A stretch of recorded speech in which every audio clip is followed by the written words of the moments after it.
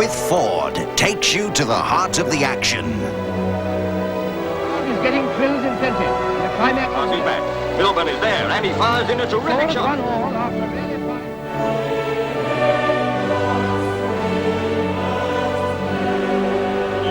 Well, it's a great day for the players and for football fans all around the globe. Cantona! The history has been made by Manchester United. Ford Cup Special.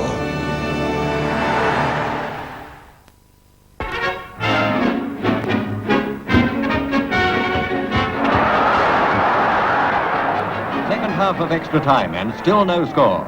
It looks like a replay with only 4 minutes to go.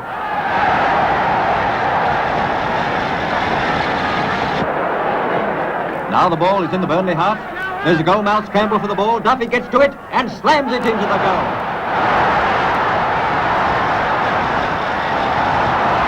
Not so long ago they were in the 3rd division. They made headlines in a 2-season climb into Division 1. Now they've notched one more club record by winning their first FA Cup. And that's the way it went at this year's Cup Final. Well, that was 50 years ago. These Charlton fans won't remember that, a day out at Wembley in 1947. Charlton have had a few ups and downs since then. This is one of the high points. Multi-million-pound Newcastle United at the Valley. Our venue today in southeast London is one of the most famous football grounds in England, Charlton Athletics, the Valley.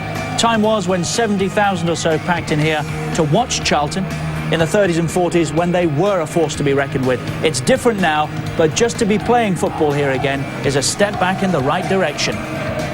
Our live football this afternoon comes from the 3rd round of the FA Cup, sponsored by Littlewoods. It's the 50th anniversary of that FA Cup final. Charlton Athletic put together at a cost of just £2 million against mighty Newcastle United, where Kevin Keegan has spent £62 million. And let's first of all say, after a weekend of mass postponements, that it is on. As a result of the hard work that's gone on here over the past few days, the referee David Allison arrived at around about 10:15 this morning when the covers came off. His verdict then, it's near perfect. And a word for the ground staff, he said they've done a wonderful job. Well, as a result of all the postponements, only Reading so far this weekend have surprised the big boys. Can Charlton Athletic follow them into the 4th round? If they do, it will be a result that rocks the Geordies at their foundations. And what a day for Robert Lee, who spent 9 years with Charlton Athletic as a youngster. 4 with Newcastle United. Charlton were his first love. He's back here today, in the big time, of course, with Newcastle United, a former turnstile operator here, and presented with a special plaque to commemorate the day. Well, our guest here today is synonymous with Charlton Athletic. He fought every kind of battle that you care to mention during his time at the Valley, from, well, just plain Football League games to, I think, in the end, Lenny, it was some closure at one time you were looking at in the face, weren't you? Liquidation back in '84. We got through that. Ground sharing, promotion, relegation, and just about everything else football can throw at you. But great times, wouldn't have missed them for the world. And what does a day like this mean to Charlton Athletic then, having been through all of that, and of course the return to the Valley? It's just another chance to put themselves on the map. They've got quite a good record in cup ties against top quality opposition. They did quite well against Liverpool earlier in the season in the Coca-Cola. Did well last year against Liverpool in the FA Cup. Just failed against Man United the year before. Maybe they think that this time they could really spring a surprise. Is there the sniff of a shock about the place today? Well, they'll be hoping for it, especially in the conditions as they are. The pitch is as good as you could possibly imagine it could be, really. But nevertheless, it's still not going to be absolutely perfect. So all the ingredients are there. It's just whether they can do it on the day. Well, Charlton Athletic had a better run than Newcastle United in the FA Cup last season. They opened against Sheffield Wednesday.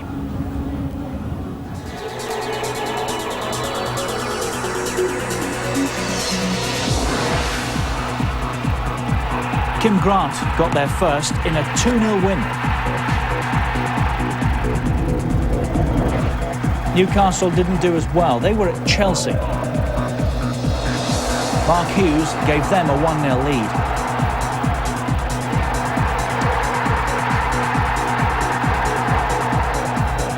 But deep into time added on, Les Ferdinand equalised. So it was back to St James's Park, where Philippe Albert scored first. And after Dennis Wise had equalised, Newcastle got a penalty.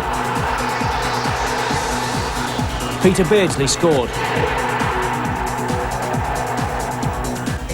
Chelsea equalised again through Hullet this time.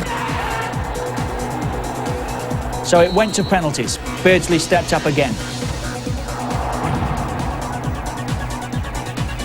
Chelsea scored, then Steve Watson missed. And Chelsea went on to win it 4-2. Eddie Newton with the decisive kick.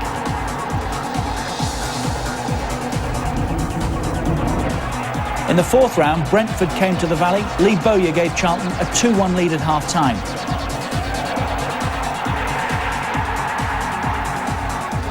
But Brentford equalised, a goal that Mike Salmon will want to forget.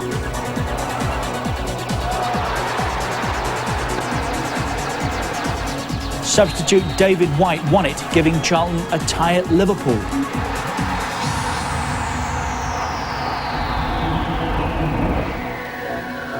But like so many more last season, they ran into Fowler and Collymore.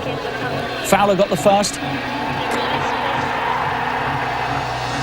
Collymore the second.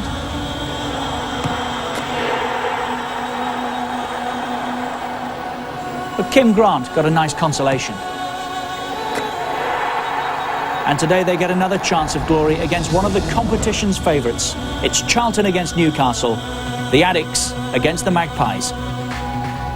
And if Charlton do win here, it'll be a real shocker for Newcastle United, who have got to deliver soon, presumably, Lenny. £62 million after Kevin Keegan started spending, and there hasn't been a trophy yet. It's time there was, isn't it? I think Kevin will be as well aware of that. I think they need to bring some silverware back to St James's Park this season, really. They've got several, they're still in the Premiership race, they're still in the UEFA Cup, and obviously they'll be hoping for a decent FA Cup run. They'll regard this as a banana skin, but perhaps one they should get through maybe after a replay. One of the papers reported today that he was even considering resigning prior to the game against Tottenham. Would you place much store by that?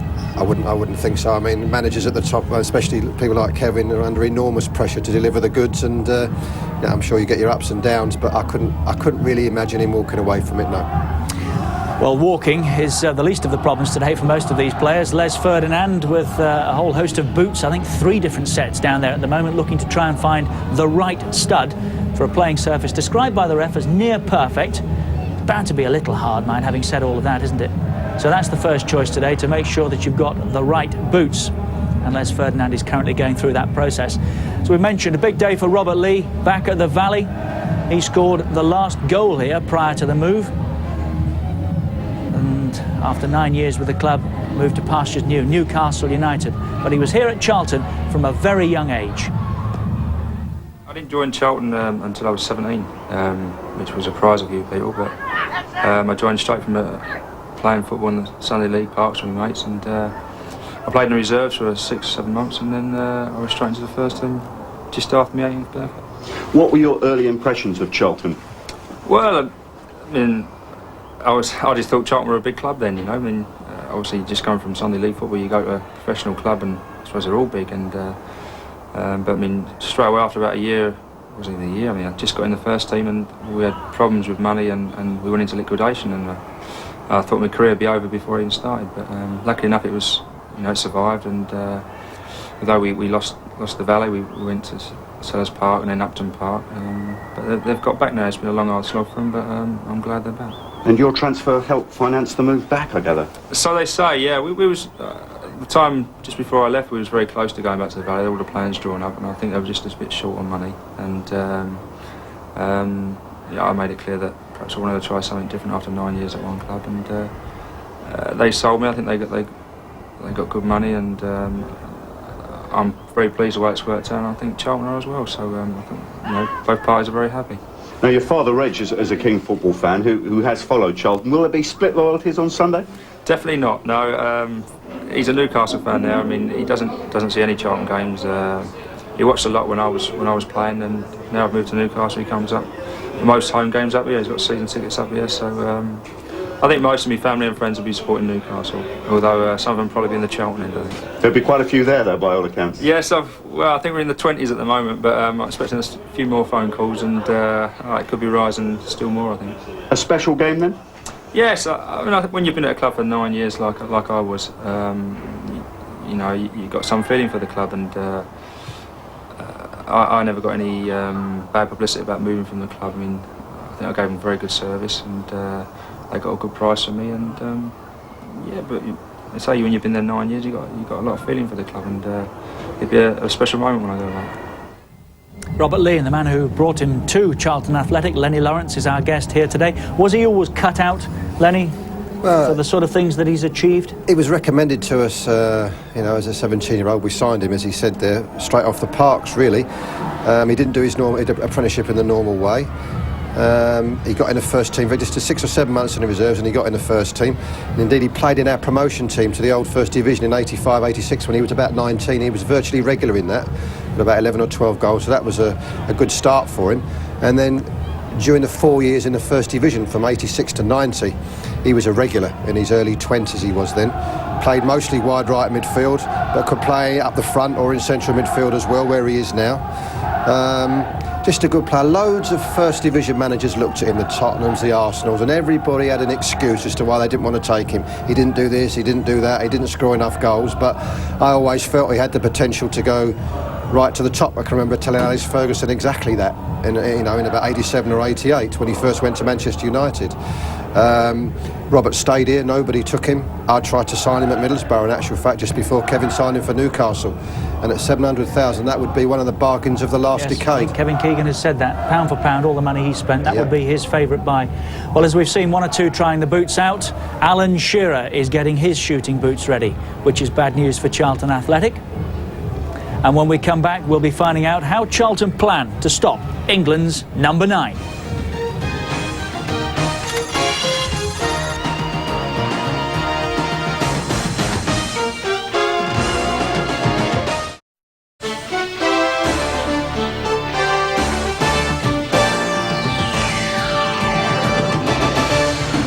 "6:30 tonight on Sky Sports 1. It's live basketball, the all-London showdown between the Leopards and the Towers, live from Wembley. Live from the Valley, which is great to say. Live from the Valley. Our third round FA Cup tie is Charlton Athletic against Newcastle United. Tsunami are here. These young boys would have had a long day. They left at 5 o'clock on the buses, travelling to the south. They're great as well. The Tsunami and Newcastle United at the Valley to play Charlton Athletic. Only 2 previous FA Cup meetings. The 47 semi-final at Ellen Road, which Charlton won 4-0, on the way to the final that we've seen. They beat Burnley 1-0 at Wembley. And the following season, Newcastle were here for a third round game, which Charlton won 2-1. The last meeting between the two was at St James's in March '93. Robert Lee was amongst the scorers for Newcastle in a 2-2 promotion season for Newcastle United, as it turned out. Our guest here today is Lenny Lawrence, manager of Luton these days, but as we mentioned once or twice, synonymous with Charlton Athletic. Biggest danger for Newcastle United, might that be another youngster that you set on the path to start him here, Carl Leeburn? Yeah, he can be a real handful, Carl. He's obviously 6'3", he's obviously a real threat in the air. Doesn't get perhaps as many goals as he should do, but he's usually at the hub of Charlton's attacking moves, and he will be a handful for him. I watched him play in a junior game in the mid-80s, and he was about the same size then. So I said, never mind if he can play. Let's just get him back and sign. Let's get him back and sign him on a schoolboy form and worry about that afterwards. But he's had his ups and downs here, like the club, hasn't he? Yeah, he has. Yeah, I mean, when he was in the team again at 18, 19 years of age, and we were in the first division then. And to be quite honest, he wasn't ready. And often he was left in the team because there was nobody else. We had a very small squad in those days, and that affected his development a little bit. But in the last few years, he's gained himself a reputation and got his reasonable share of goals. And as I say, he's always a threat in the penalty area, especially when the ball's in the air. Yeah, and they like him here now as well. I think he was player of the year. He's a folk hero now, but had his critics, as we said, when he started. But he's battled through all of that, and good luck to him. Yep. 10 years at the club, that's good to see as well. Yeah, it is, yeah. He has been here a long time. You wonder if he might have moved on once or twice in recent times, but he's still here and still an important part of the proceedings. That's Carl Leaburn of Charlton Athletic. They will look to him today as perhaps their best chance of beating Newcastle United. But everybody here is talking about Alan Shearer, Newcastle's number 9. How on earth do you set about stopping him? Stopped him twice before when he used to play for Blackburn, so can't see why we can't do it again. Pretty good at going wide. We have to get the fullbacks to watch him, pulls out wide and gets in good crosses. Get about a couple of defenders on him.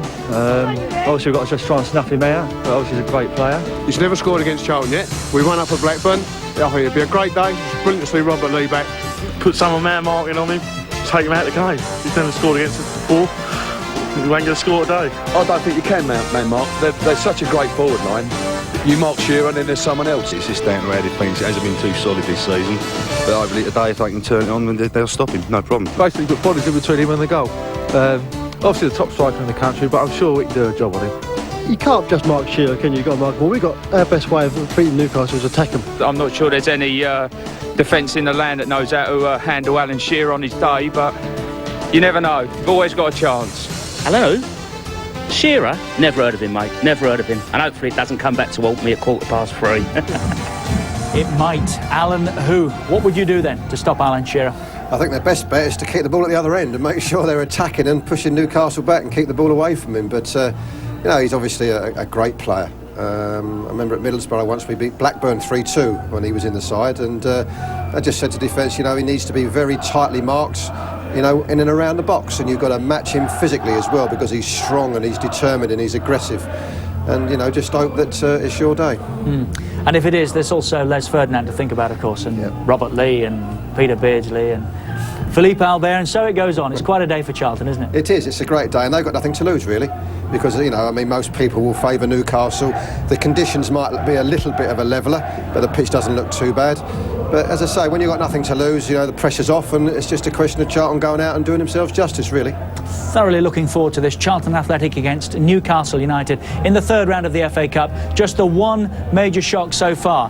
As we mentioned, Reading beating Southampton yesterday. Can Charlton follow this?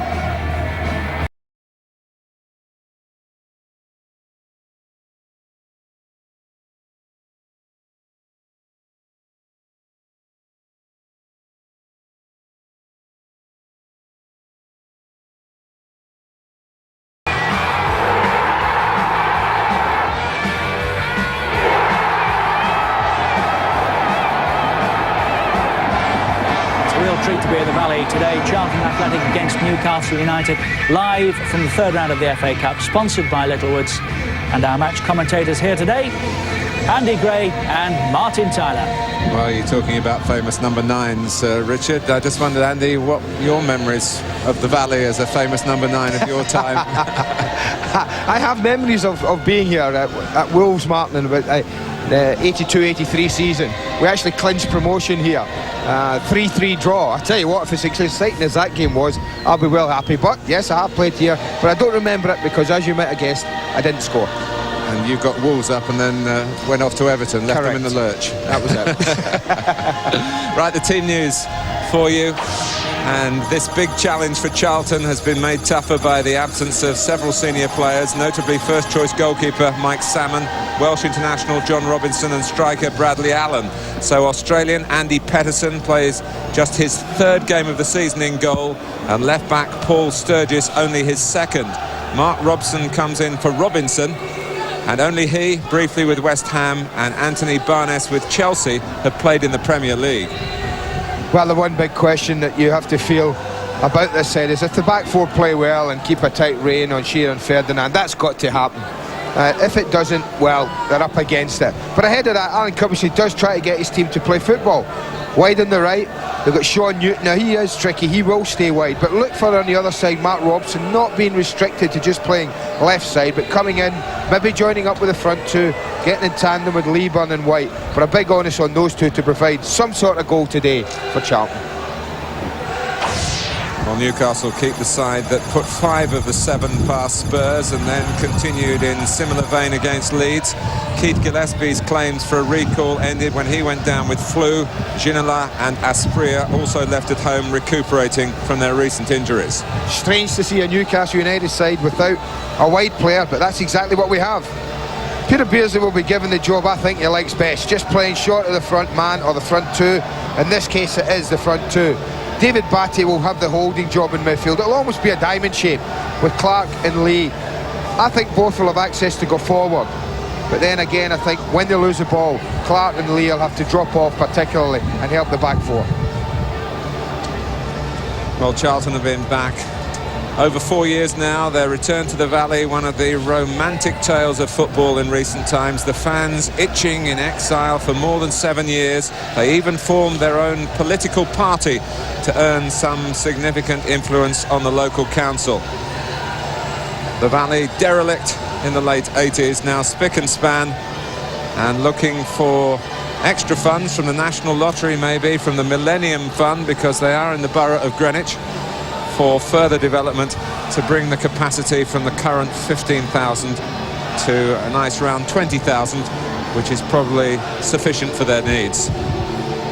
Looking nice and tidy now, Mark. Looks really nice. But may we add our praise to the ground staff here, the loyal team under head groundsman Colin Powell, who used to play for Charlton and has prepared a surface that he would be happy to perform on in his heyday, and I'm sure should hold no terrors for Newcastle United in that respect. If Charlton are going to win the game today, they're not going to get any extra help, you feel, from the elements. I was just thinking that they haven't done themselves any favours, have they?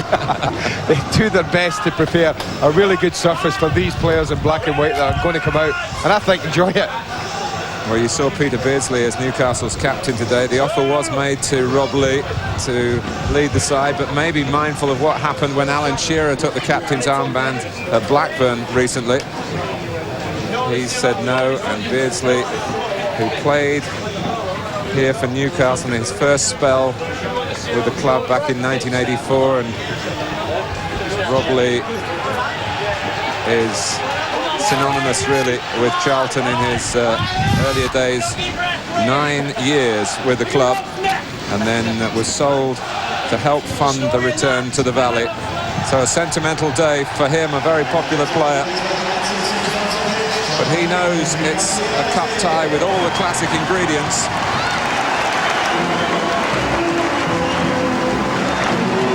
All the potential pitfalls for the Premiership club. We are live at the Valley. Charlton Athletic against Newcastle United comes up for you after the break.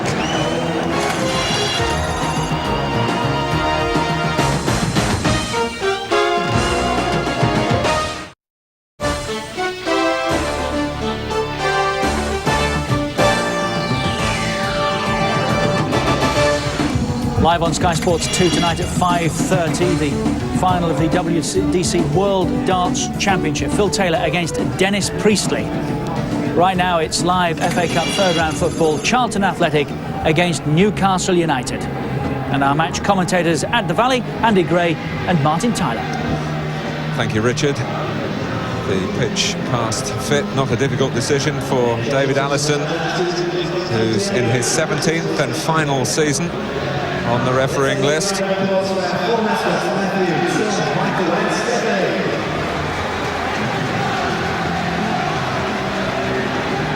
Well, he's done so much in the game, Alan Shearer, but the FA Cup hasn't been particularly kind to him.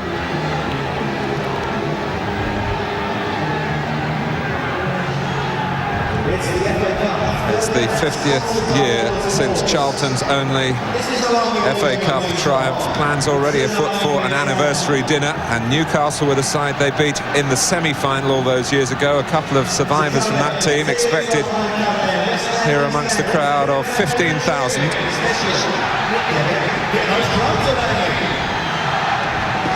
Well, Newcastle's big worry is their away record.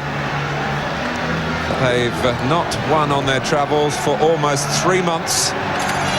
8 games without success away from St James's Park, but of course their last 2 games at home have suggested that they've turned a corner after the worst league run experienced since Kevin Keegan took over. Speculation in one national newspaper today that he actually offered to resign after the defeat at Blackburn.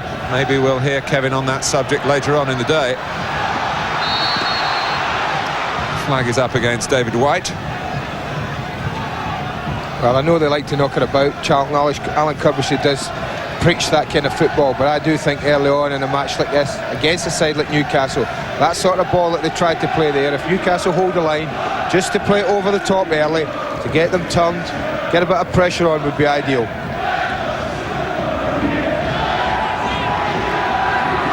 Lieber to Peacock stooping in. Shaka Hislop, who was recalled after Pavel Srnicek's blunder at Blackburn. O'Connell, who's the 4th different captain that Charlton have had this season. No sooner do they inherit the armband than they get injured. So he'll be slightly concerned in that respect. Well, Newcastle exactly as we thought, Mark. Peter Beardsley just playing that little hole between Shearer and Ferdinand in the midfield three. Albert struggling. Leeburn. Peacock a bit nervous. Not so Watson. Hislop having to kick a ball that bounced up. And kicking it well. Well, Leeburn had a little more time than he realised. Albert was really struggling with the clearing header. And as it dropped, I thought, go on, take it on your chest. But he looked to knock it forward with his head. He watches as it dropped. He's really struggling, Albert, with the header here. Now, just take it down and try and produce something, but he opted just to knock it in. Well, Charlton only 14th in Division 1, but the feeling is that they are better than that. They got to the playoffs last season. This season has been very injury hit, and that theme has been continued, unfortunately, for Alan Kirbishley and his staff into picking a team for today's game. They played here on New Year's Day. They collected more injuries then. But it's a common lament for managers at this very hectic time of the season. Albert. Shearer. Tucked wide by Clark for Watson to try and get some aerial service to Shearer and Ferdinand. Batty. Newcastle trying to impose themselves on the game. Not let Charlton get a foothold into cup tie, which has got everyone interested here. A lot of old players have come back to support the club. Derek Hale's a great goal scorer. I was chatting to him a couple of hours before the kick-off. He's here. Peter Beardsley will remember him. He was quick there, Beardsley, Mark, honestly. Richard Rufus tried to play a square little pass at the edge of the 18-yard box. You might normally get away with that in the first division. You don't when people like Peter Beardsley within 10, 15 yards of you.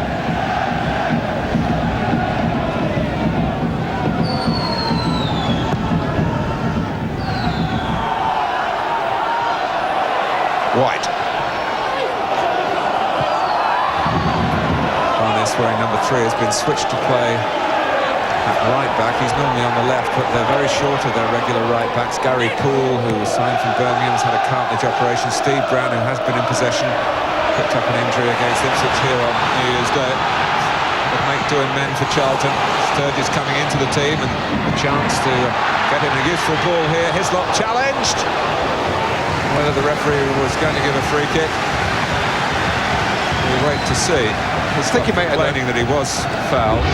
Yeah, I think he might have done, but this is a good challenge from the Charlton attackers. All of them go in here. Leeburn goes in, White goes in. It's a cross that tempts Hislop. To be fair, he comes out to collect into a lot of bodies. He did the job, but so did Lever. He just gave him a nudge to let him know he was around. It's not uncharted territory for Shaka Hislop. He played at the Valley in his days with Reading and won a match here.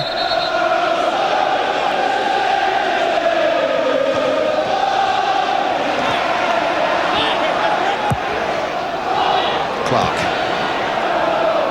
Now Batty, plenty of space for Watson because Wilson just tucked in, trying to help out more centrally, but he's back to check Watson's progress now. O'Connell.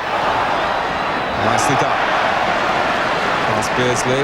Barnes, who was also sold by Charlton along with Rob Lee the same time back in 1992 to fund the money needed to get the Valley ready for league football again. Barnes had 4 years with Chelsea and was brought back for half the price. at the start of this season. Shearer. It's looped up and comfortable for Pedersen. Well, he should have come wide, Mark. Lee Clark made a great run on the outside of Alan Shearer. And it was an easy ball just to play it into him. As he comes across here, Lee Clark comes bombing down the outside.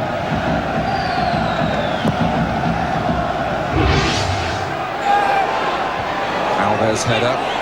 John Beresford, distinctly less blonde these days. White. By Batty. Beresford has played into trouble there as trying to get to him. Newcastle kept their composure, kept the ball. But now Chappell. Offside. Against David White, who's officially on the transfer list. He lost his place to Bradley Allen. And thought there wasn't much future with Charlton Athletic, but then Allen was injured and White's back in the team. Nice shot window for him then. Exactly.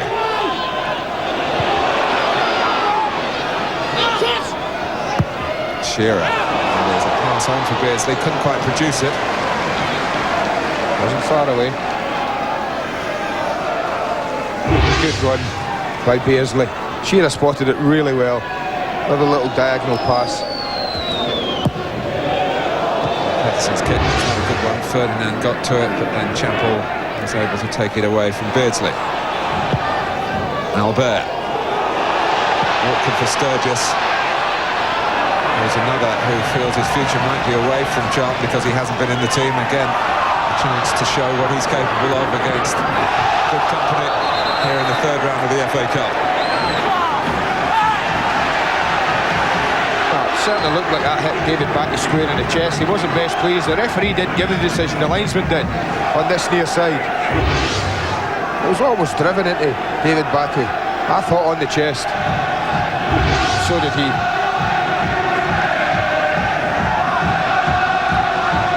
Sturgis, one of many home-produced players by Charlton. Got a great production line by weight of numbers, trying to unsettle Newcastle then. Well, they're doing their job then, Mark, when you do that. All they want to do when the ball's played in is make sure they don't get a good clearing header. What they didn't have was anybody catching the play up. They're not looking to score from this, from the first ball, but they're looking to get something from it. They did the job, they stopped them clearing it, but had no one gone in on the end of it.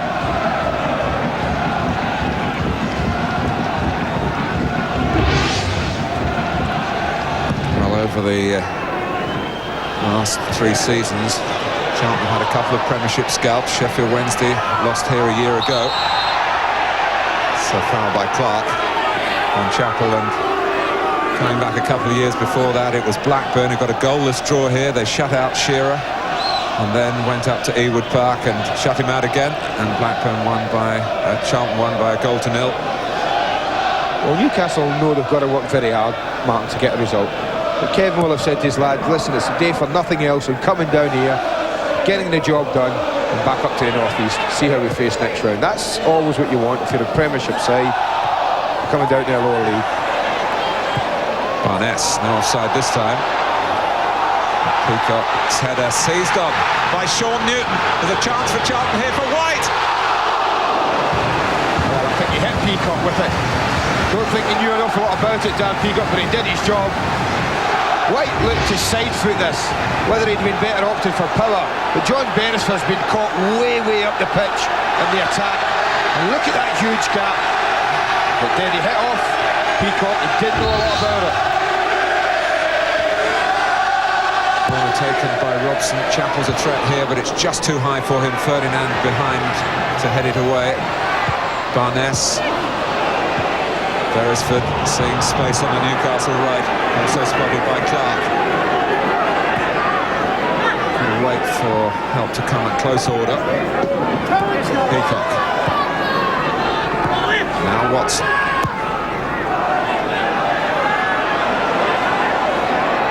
That's Lee. Haven't seen too much of him as yet. Beardsley taking on Barnes. And it flew tantalisingly for Newcastle, drifting across the face of Pedersen's goal. Well, the first bit he did beautifully, Peter Beardsley. Just dragged it to create the half a yard. He's only looking for half a yard here to get the cross in. That's it, he's created it. The only thing he did wrong, a little bit too much weight in it.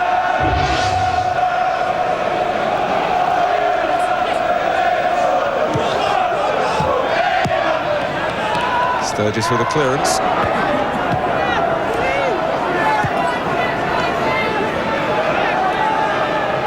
Beresford.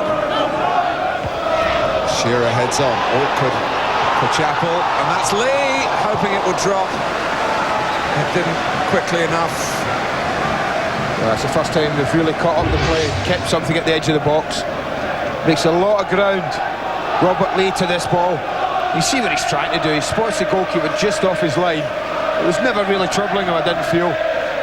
Perhaps a little bit more power, less height, and he might well have troubled him. He was looking with great anticipation, wasn't he, Rob Lee, when he made contact? Well, that's the kind of run that they'd remember him making down here.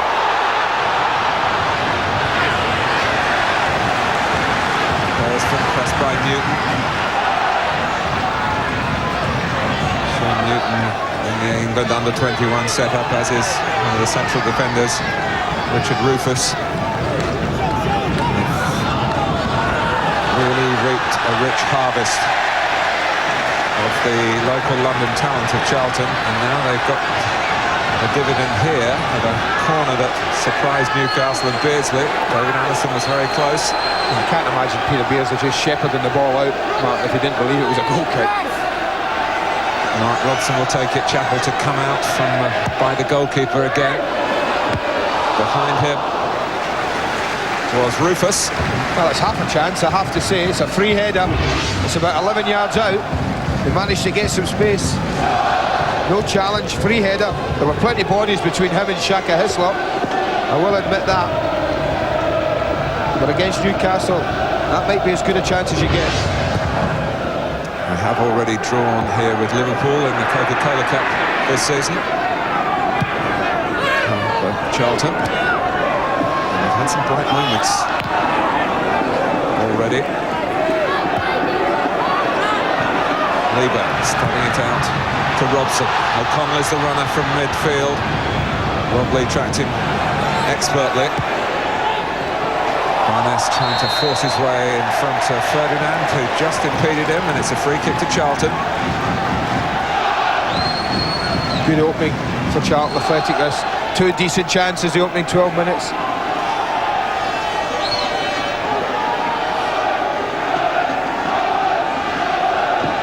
Chappell is upfield again. He gets to it, and both he and Lieber a bit disappointed that no one's reacting. So will Alan Curbishley be, Martin. That again is job done, I think, for the likes of Chappell and Lieber. They can't possibly score from there. 18 yards out. Must have somebody just taken a chance. And then Hislop was disappointed in his own turn for kicking the ball way upfield but straight out of play. O'Connell.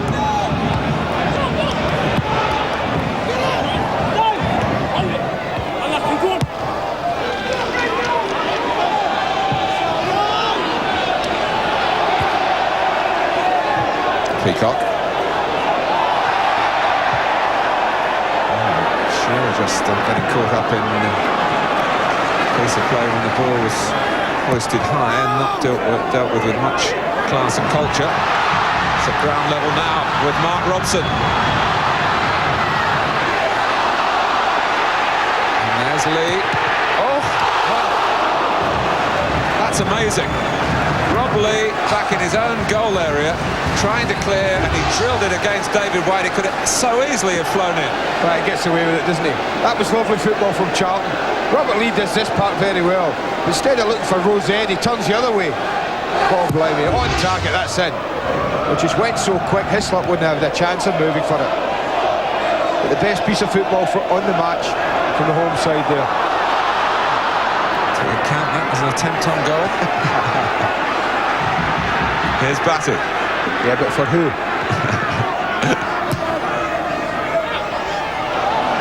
Ferdinand a touch to Shearer. Beardsley waiting in space. And Beresford really galloping up the outside, but Beardsley looks infield and only finds O'Connell. White trying to force his way in front of Albert. Lee gets it back for Newcastle. Here's Beardsley. Beresford still well forward. Shearer and Ferdinand hoping for a cross, not getting one. Batty coming up with another option. Lee. Now Beresford. One-on-one with Newton, and he does his job effectively. Well, I have to say, Mark, if you're John Beresford, you've got Shearer and Ferdinand, you're not beating people. You just get the ball and put it in there. Well, still the two top guns wait in the centre, and we mentioned at the start there's no natural width, no Gillespie, no Ginola on the left. So the onus very much on Beresford and Watson to get some crosses in, and maybe Clark as well, who puts this in for Ferdinand. That's the threat. So you wonder why they wait. Well, it's not. It's just John Beresford had two opportunities from the other side to play across, trying to beat a player. This is what I'd be doing if I had Shearer and Ferdinand. Lee Clark's beautiful, and it's a pass, side-footed in there. If that angle's a little bit more acute, doesn't look to go so much, and Shearer's in on that. That's all credit to Lee Clark, who has been talking again of wanting a transfer, but you feel really in his heart of hearts he'd love to stay with his hometown club. It's just a case of getting a regular first-team football. Well, he's holding down a place at the moment.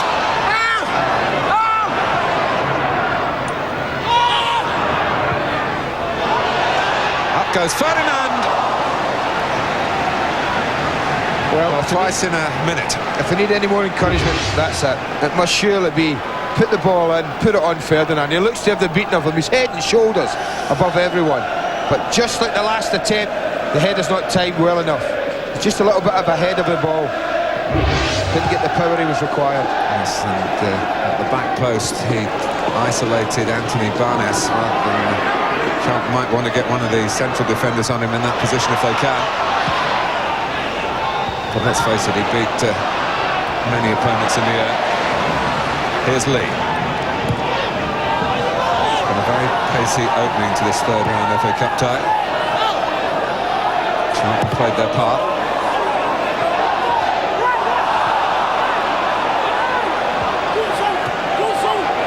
Beresford.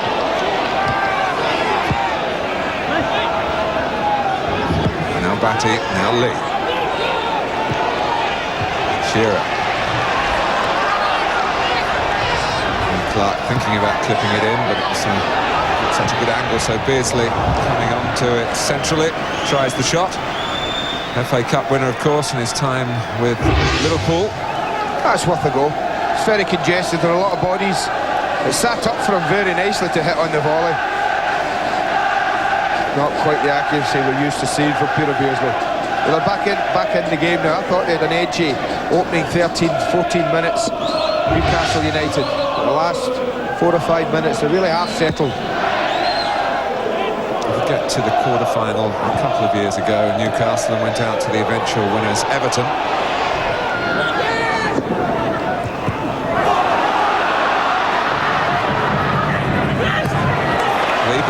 Neatly done to Robson. He was just trying to ease it on to the next man wide.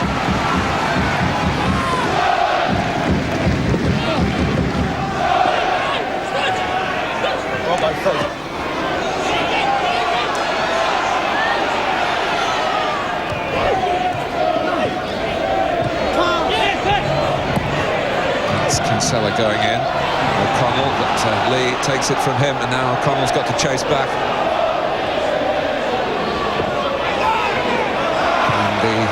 Was allowed really by Lee, who thought, I think, that he teased O'Connell into a challenge that wasn't going to make contact with the ball, but in fact it did. He just helped it on. Shearer's just been telling them that. Here is Shearer. And Lee Clark getting a lot of space on the right-hand side. Ferdinand might just have been going wide. Hit Chappell. Peacock. Beardsley wants it. Clark has been crossing the ball so well, suddenly played a terrible one with his left foot. And Leeburn, who took the ball well, but then was trying to stretch away and was hoping for a free kick, having lost it.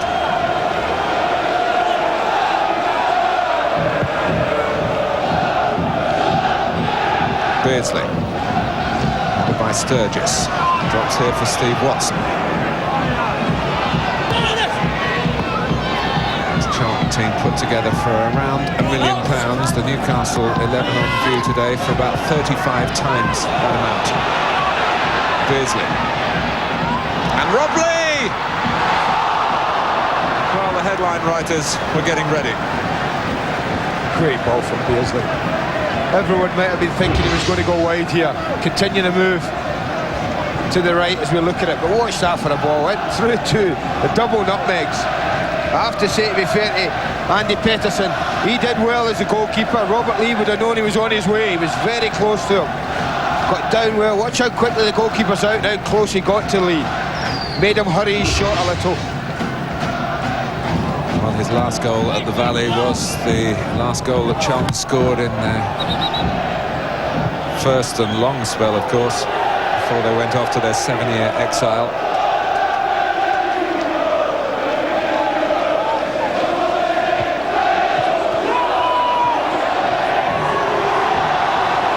Beardsley won it back against Kinsella. Batty.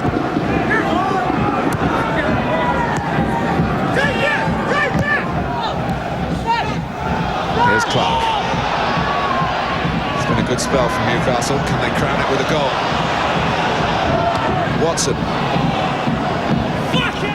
And Shearer complaining a little about where the ball finally landed. Well, I've got a problem in this near side, Charlton, Martin. They're enjoying a huge deal of possession. Newcastle, every time they get it, they've got an outlet on this right side, whether it be Clark or whether it be Watson. I think with Robson, as we talked about, being attracted infield a little bit on this left-hand side, they've really used the space very, very well in the last 7 or 8 minutes. Yes, it is the two parts of the Charlton team where a change has had to be made. Robson and Sturgis coming in. Flag is up.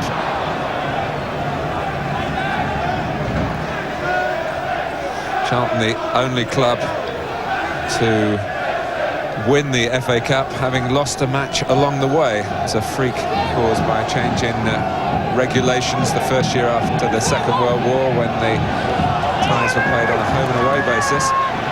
Charlton actually lost a leg to Fulham, but won on aggregate and went on to get to the final.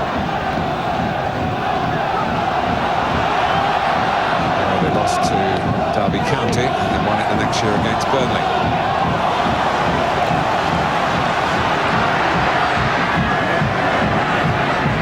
Sturgis. Now Robson.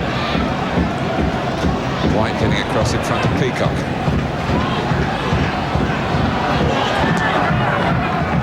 Good ball by Sturgis. Right. Now Robson. Crowd encouraged by that. Robson's cross. Catching practice for Hislop. Again, decent build-up. Good passing movement from Charlton. Not just looking to blast it forward, but looking to feed it into strikers. Get people running off them.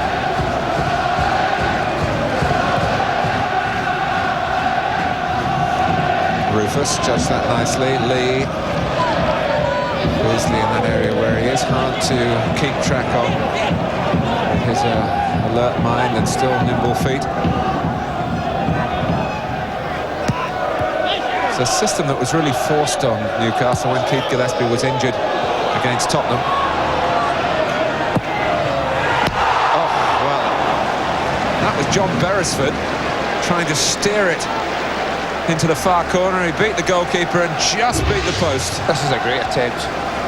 Watch away Shearer, slight case, might have been just offside. The linesman lets it go, sets it up brilliant. It's a wonderful attempt by Beresford. Right foot, not his strongest. Instead of blasting it, look at that, side foot. He's trying to kill for him. Oh, God, yeah. We've often pointed out that he's never scored in the Premiership, but he has scored in the FA Cup for Newcastle against Manchester City in the 5th round a couple of seasons ago. But what I think was an intended cross, but that was certainly an intended strike, and a very good one from the left back.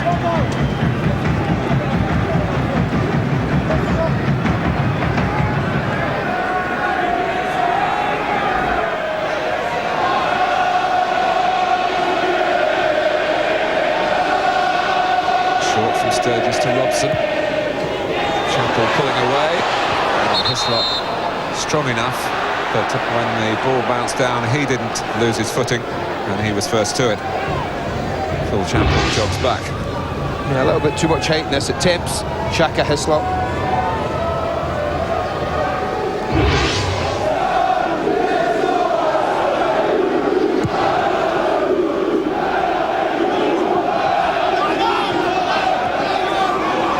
Rufus.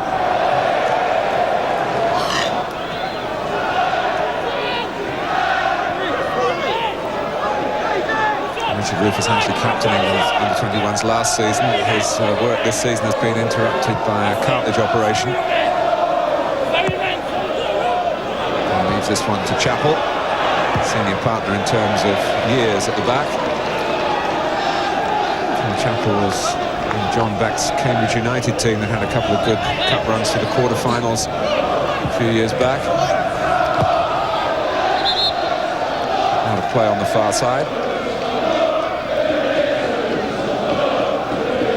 It's been hard work for the likes of Barnes at the back. Newcastle looking to show what one should expect from a £90 million Premiership outfit.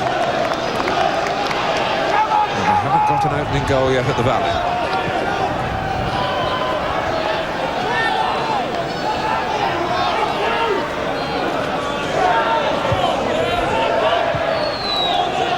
Lieber. Complaining that he was bumped in the back by Albert initially, but it's Newcastle's throw. Watson. Clark's gone to the right. Position that he's found himself in on plenty of occasions. Batting.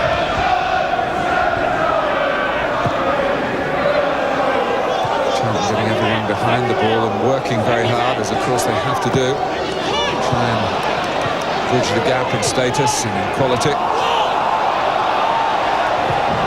Must do that, so give it away that cheaply though when you get possession back.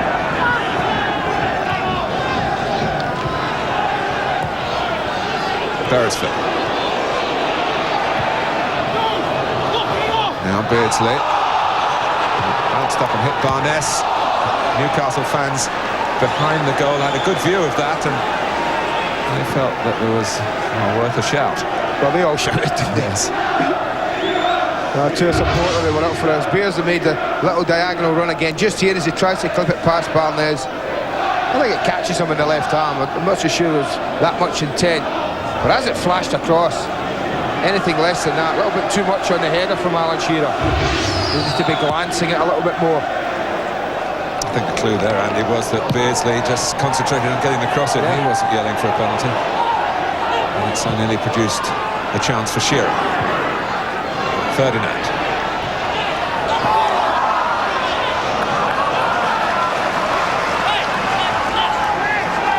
Newcastle scored 54 goals this season, but only 13 of them have come in away matches.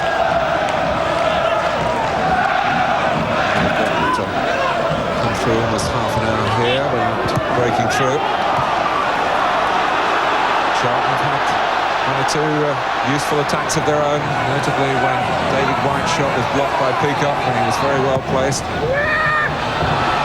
Now it comes from Mark Robson. Good header by Albert, it needed to be. Lieber. Charlton get first to this one. Barnes does! And he must have seen it pretty late. One or two of his teammates were attracted to the ball as well. He hit it pretty well. Good defending by Beresford though. I don't know if he knew an awful lot about it, but he stood his ground. Kinsella. Now Robson. Charlton, who had to concentrate on defending for a longish period, now looking to use Lieburn's height. And Newton, was he pulled back by Beresford? Referee turns away. Well, he couldn't have been better placed, the referee, to see the incident.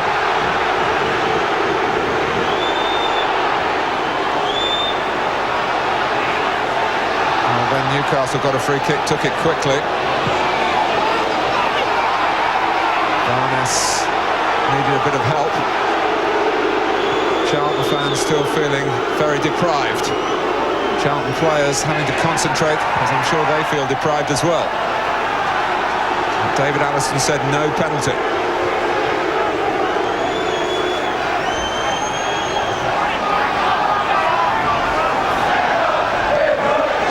just felt it was strange for Sean Newton, if he was, to go to ground there when he was actually ahead of John Beresford with the ball down. It's a strange thing for a player to do.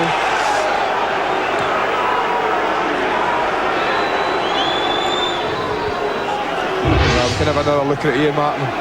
The ref was in a really good position to see this, but again, as it dropped down, he got away from it a little there, now he's ahead. Well, he does just pull back at the left arm. I think what probably went against Newton was that he made sure that he went to ground. And, but there's definitely contact. There you see it there. Beresford definitely pulls him. Got away with it, John Beresford.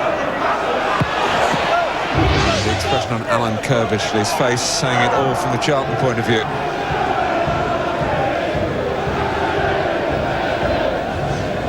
Lucky lad.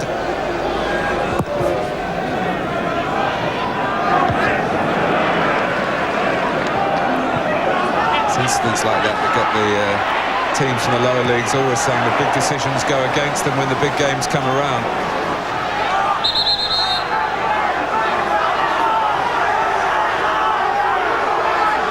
His decision that is final. Charlton still angry. Mark Robson, not for the first time, I think, continuing the debate about the penalty. He had a word when the ball went out of play down in that bottom corner a moment or so ago. Well, such is the importance that decision might have in this game, Mark. I think that's what they feel.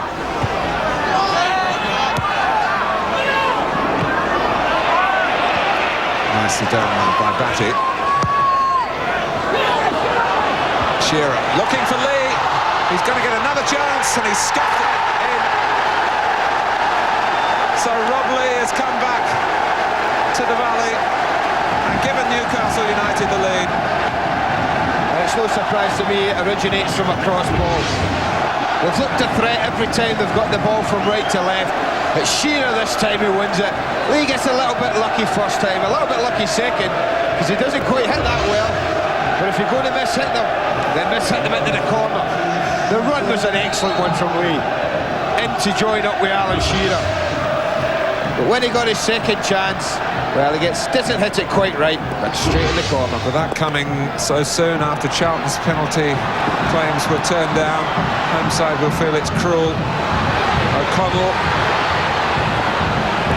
and to rub salt in the wound, it's the former Charlton man who's done it for Newcastle United.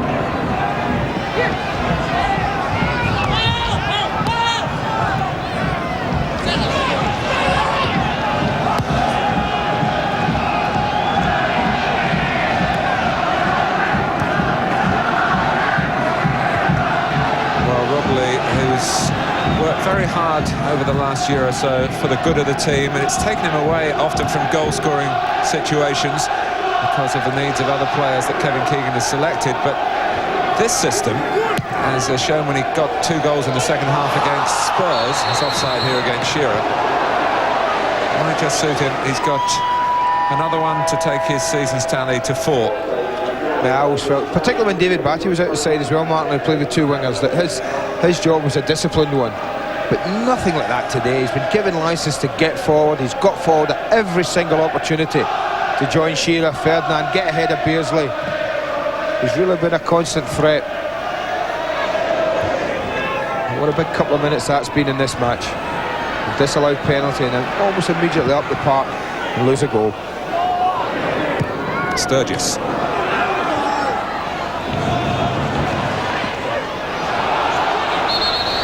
Kevin Keegan on the bench there. I haven't seen him smiling too much recently. He's not been particularly well.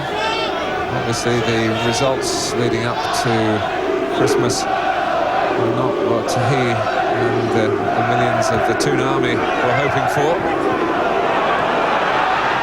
But they're in good shape here, and Shearer going for goal when he was pretty central and he expected to shoot, and he's just pointing out to Peter Beardsley was on the left and unmarked, but I think if you were in this position in your bump, you'd have had a shot. Nothing entered his head other than hitting that. I think that's fair. He scored as many goals as he had. I don't think there's many in black and white shots would argue with him. And Peter Beardsley wasn't arguing with him. But he was free, and Shearer looked to the left. But there's been enough in this first half, Mark, for Charlton not to be too dispirited. Although Newcastle enjoyed a healthy chunk of possession, when Charlton have managed to get the ball into the attacking third, Newcastle haven't been, well, they haven't been watertight in my opinion. They've looked a little bit creaky at times.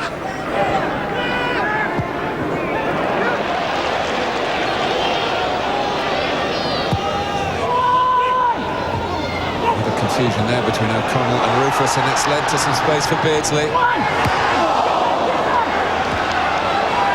got to it. Now Robson spins away for White. Newton looking for Lieber in that leggy style of his. Back for Newton again. Looking to take on Beresford. Easier decisions to give outside the penalty area. Obstruction against John Beresford this time. I think for Charlton's sake, you've got to get him on the ball a little bit more. He's been almost starved out in the opening 36 minutes. And very often when he gets it, he's going to find himself just one against one. There's no real width apart from John Beresford. Get it to him and take him on. Robson takes the free kick. Just asked too much of Chappell. Well, looking ahead for you on Sky Sports on Wednesday night on Sky Sports 3, where Newcastle went out of the Coca-Cola Cup at the Riverside Stadium, Middlesbrough against Liverpool. Certainly the tie of the 5th round of that competition. You'll see it live on Sky Sports 3.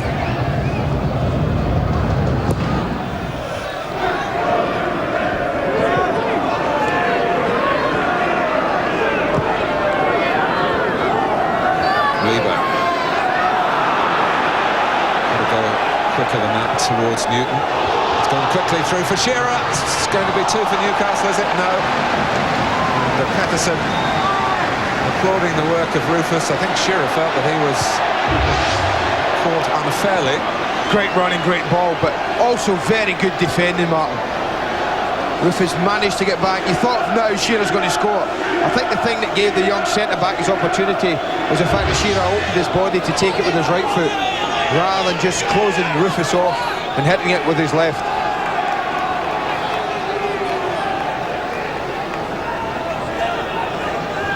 Ball being spotted due deliberation by Peter Beardsley for Newcastle's first corner of the game.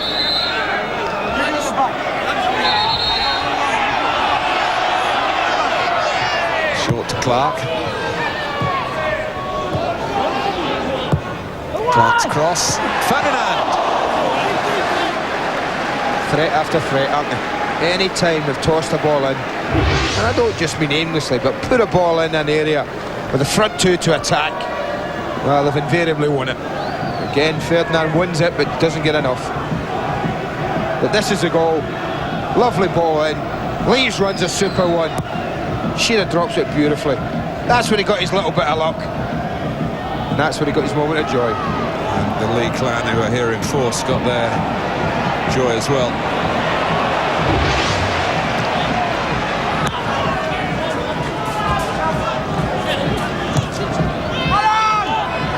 He's the man at the moment.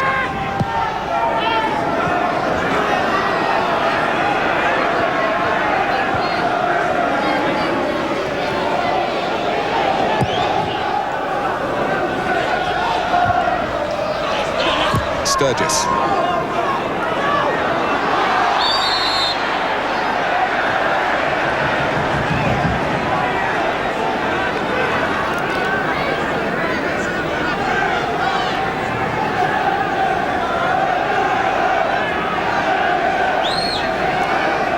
Just over 5 minutes left in the first half.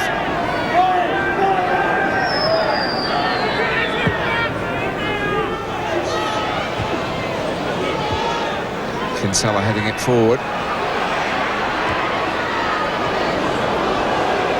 Lee leading for Newcastle. Kevin Keegan making the point in our build-up to this match that the poor form away from home has to be addressed. Shearer, big slice in the end. Lovely build-up play. That was super movement. Robert Lee again involved right at the heart of it. Made a great run. What just for a pass from Beardsley to Lee. A little crossover from Shearer. Really opened them up really well. Lovely football. Come on, Alan. Our Charlton is bogey team. After what happened in that cup tie with Blackburn, it went to 2 games. I'll let you say that. Yes. I don't believe you'll probably end up with a hat-trick. It was only a question, Andy. Oh, good.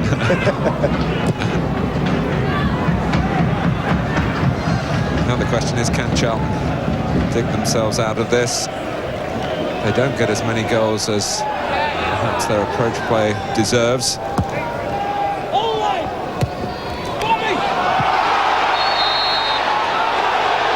Oh, now Ferdinand's not allowed to do that.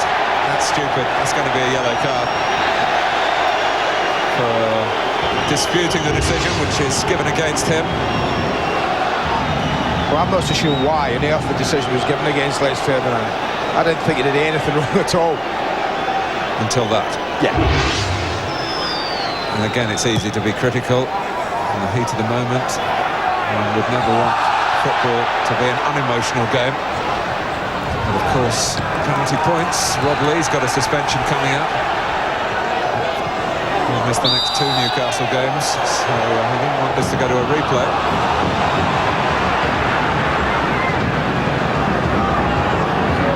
Shearer, Beardsley.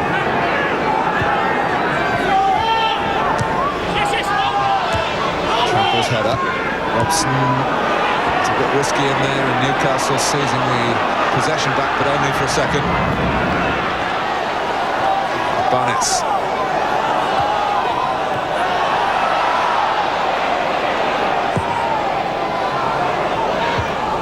Straight forward for Albert. Here's Beresford, who reached the semi-final of the FA Cup in his time with Portsmouth, and of course missed in the penalty shootout at Villa Park against Liverpool.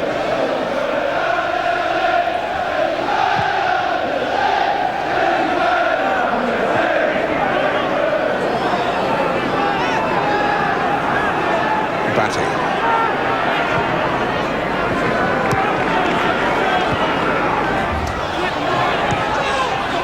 Beardsley. Second goal now for Newcastle, and they could really approach the second half with a certain amount of comfort. White. Now Ferdinand chasing back. It's good blocking off by Ferdinand, helping his side protect their position. Batty might get a foot in there, which he did against Chapel. Sturgis forward, good control from Lee. Clark, and suddenly there are 4 forward for Newcastle, although one of them, Batty, immediately put the brakes on, leaving Clark and Ferdinand in the centre. This is Lee Clark, now Ferdinand.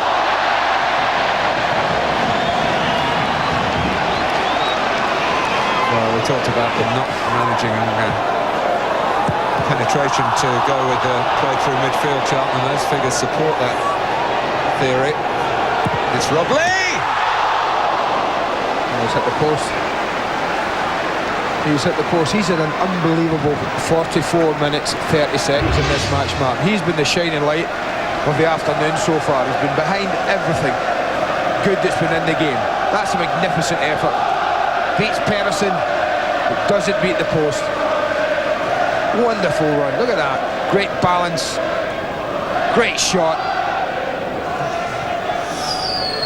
He's had a tremendous welcome back from the Charlton fans, it must be said as well, which is in stark contrast to the experience of Alan Shearer when he went to Blackburn over the Christmas period. Alan told me himself how shocked he was at some of the abuse he received.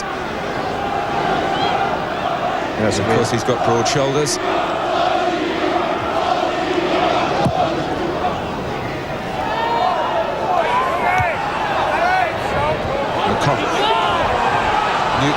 or two good moments in the first half, and here's another one. Can he find O'Connell? He was just waiting there, the captain, for the ball to be cut back. Instead, he was trying to really steer it into an area where his luck was always favourite to get it. I think you're right. This is just wrong choice. He's got options on.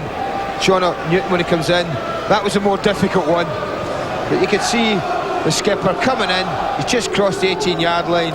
He's level with the penalty spot. Totally open, totally ignored. Well, it's been a lively first half on a well-prepared pitch and two main incidents. Should Charlton have had a penalty, they were absolutely certain that John Beresford should have been penalised there, epitomised by Alan Kirbishley's reaction. Not given, and then Rob Lee, of all people, giving Newcastle United the lead. Newcastle have played well, but Charlton have stuck at it, and at half-time it's Charlton 0, Newcastle United 1.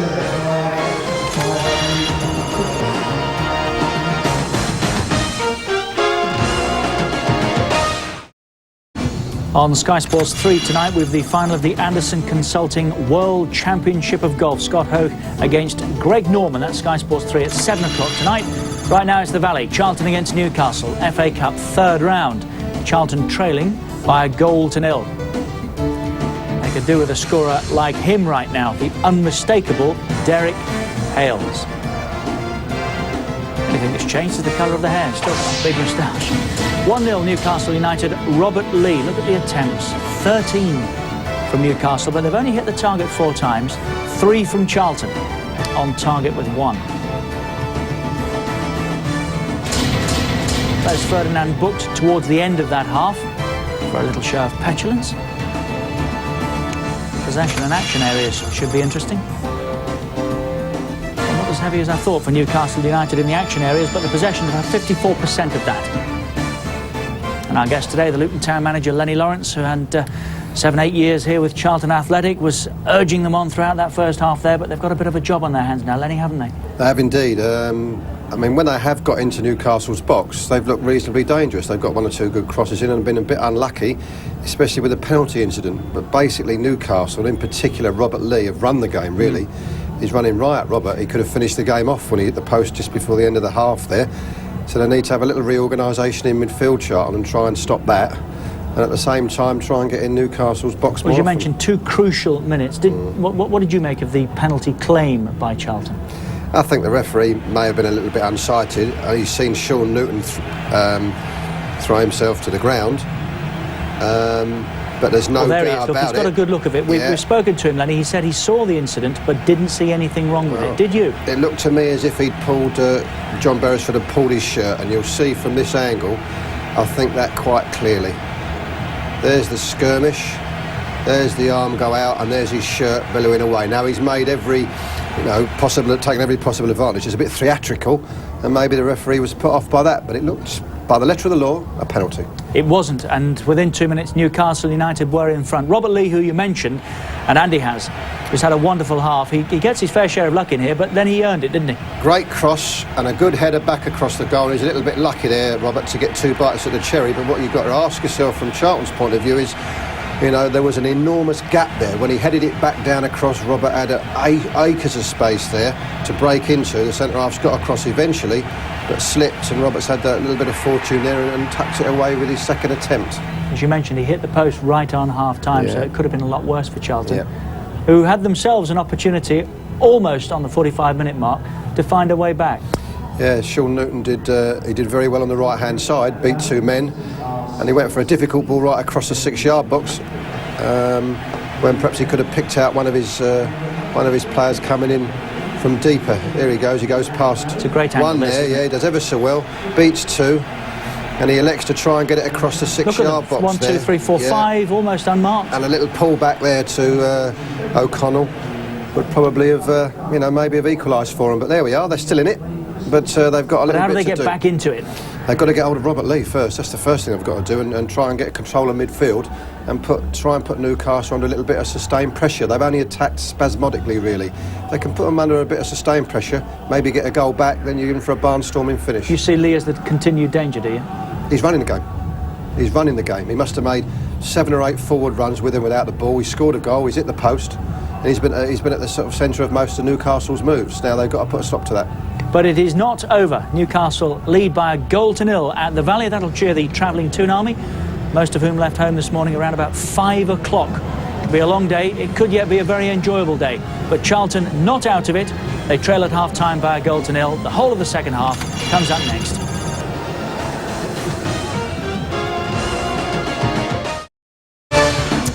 Tonight at 11:30 on Sky Sports 1, Spanish football, Deportivo against Barcelona and Real Madrid against Athletic Bilbao. Doubleheader tonight at 11:30 on Sky Sports 1. Right now it's the Valley. Third round of the FA Cup, sponsored by Littlewoods. Charlton 0, Newcastle United 1.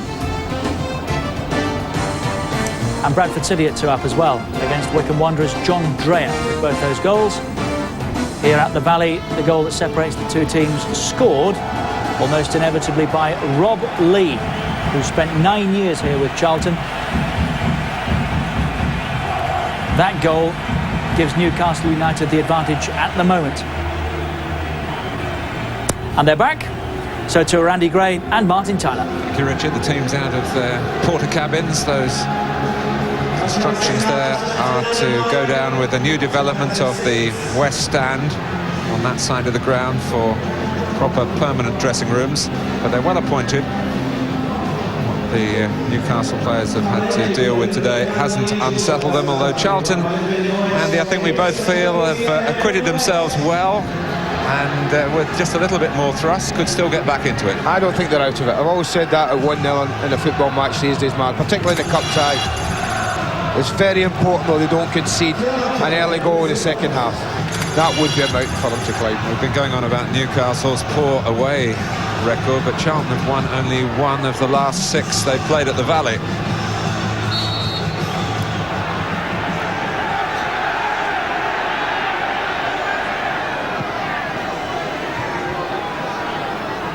Lebo.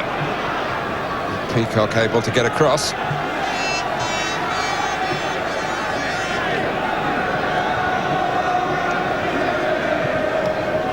Half the job done for Newcastle United. I'm sure Kevin Keegan and his coaching staff will have stressed that there's still a lot more work ahead before Rob Lee's perfect day can be completed. Got the better of him then, but it bounces as if being a magnet around Lee, attracting possession.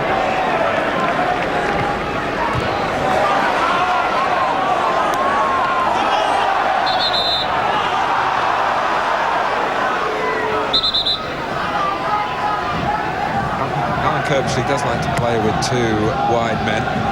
As we said at the start, one of them, Welsh international John Robinson, out with a hamstring strain. Sean Newton on the right-hand side giving width to Charlton's play when they do look in his direction. Here's Lebo.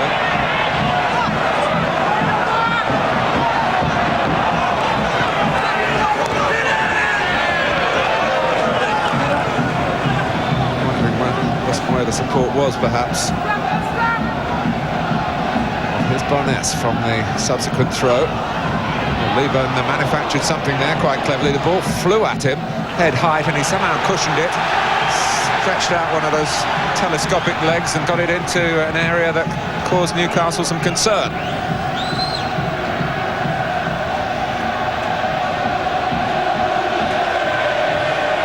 Mark Robson with the corner.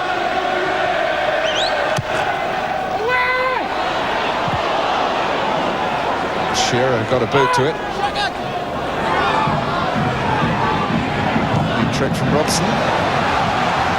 Couldn't quite make enough space to get the cross in. He's got another corner, which goes into the feet of Barnes. Charlton really didn't make the most of that. Newton certainly made the most of his challenge on Beardsley. Newton again. That's a good start, Mark. That's exactly what Alan Kirbysley would have wanted. A positive, confident start.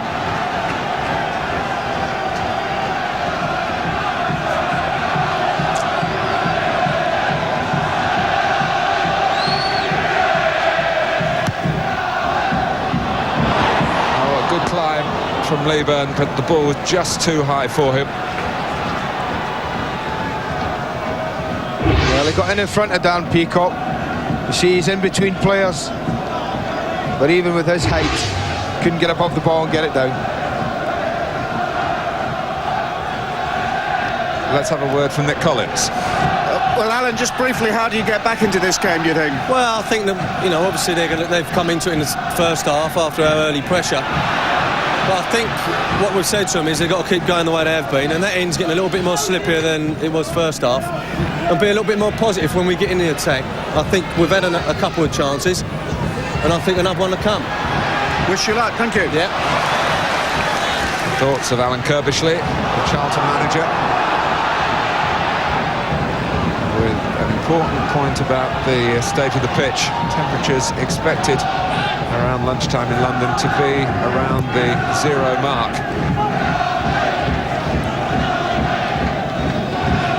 Beardsley against Barnes,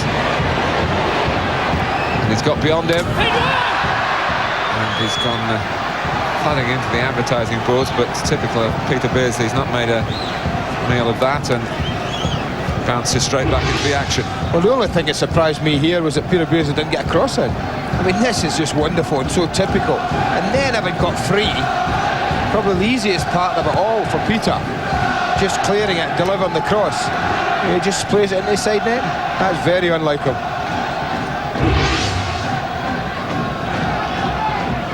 Actually, first saw the Valley as a Carlisle player back in 1980. Can you believe that? Played a couple of games here in that season. That's when the big old banking was in place on the far side.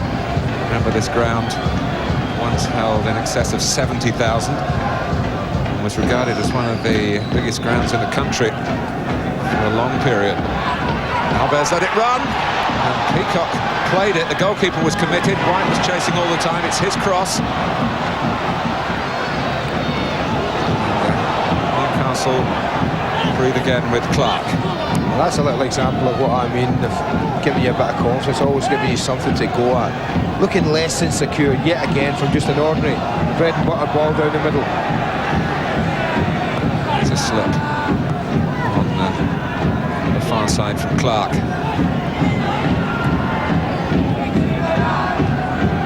Wasn't just a plastic sheeting that kept the frost off the ground, but to blow heaters as well.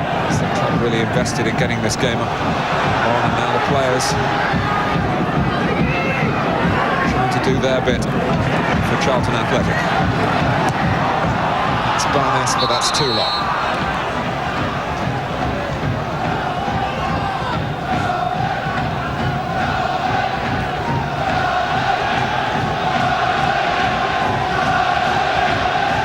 Newcastle FA Cup winners 6 times. The last time was back in 1955.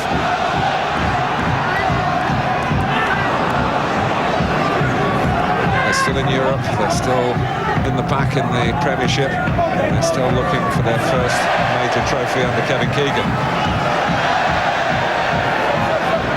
And he has always said that the first one will be the hardest one. Once that psychological barrier is crossed, well, it's never surely going to get any easier, but the players just have that extra ingredient of belief that they can do it. That's assuming they do get that elusive trophy. Cover ball from Kinsella to Sturgis. Made it possible with an ambitious break from the left-back position. Player brought in only his second game of the season.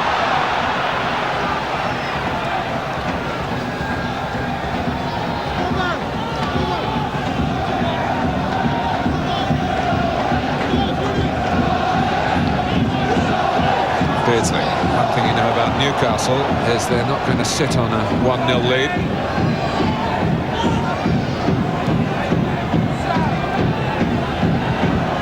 Batty. Ferdinand wanting it. Beresford trying to find him. There have been plenty of examples recently of how Alan Shearer has taken up good positions, allowing Les Ferdinand to go for balls played in.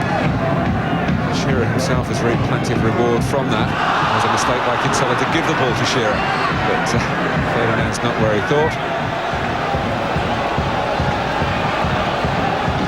Kinsella relieved about that.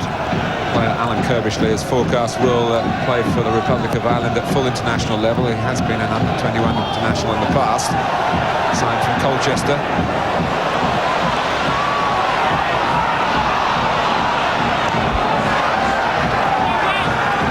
Precious sheeting that enabled the game to go on. Held up at the side of the pitch, ready to be put back in place as soon as the match is over. White. Albert just taking an extra second or two. Rufus.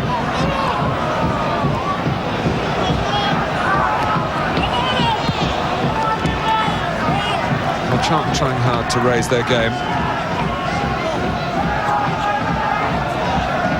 Well, they're playing more of it in Newcastle's half at the start of the second half than probably did in the first half, Martin, and that's positive. But it's a balancing act for Alan Kirbishley's side to commit men forward and not risk Shearer or Ferdinand or particularly Beardsley being loose and punishing him at the other end. Well, there was a mistake by Rufus. Clark was in quickly, the ball spinning away for Batty. So has to wait for others to catch up the play for Newcastle. On it well forward. But good work from O'Connell. Pass. Well, Peacock couldn't deal with it, and it ran out for a throw taken quickly by Lieber. I certainly understand what you're saying, Andy, but if Charlton don't score, they're out of the FA Cup. Correct. I think there is time to gamble recklessly, and I don't think it's... We haven't reached that within point yet. 10 minutes of the second half beginning, no. Certainly wouldn't want to go 2 down, you know, within the next 10-15 minutes of this game. Calls for handball. Answered in the negative. Good touch from Shearer to Clark. Shearer again.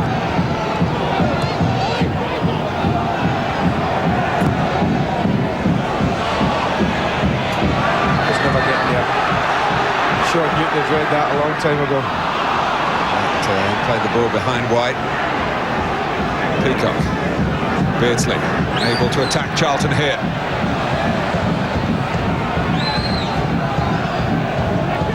Clark.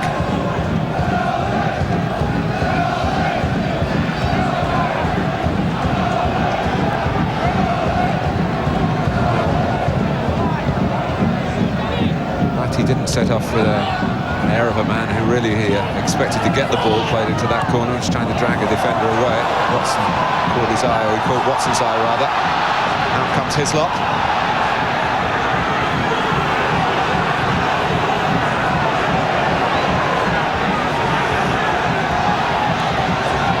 And David Batty standing with his hands on his hips, rather reflecting the Newcastle mood after the players broken down rather sloppily for them on a couple of occasions recently.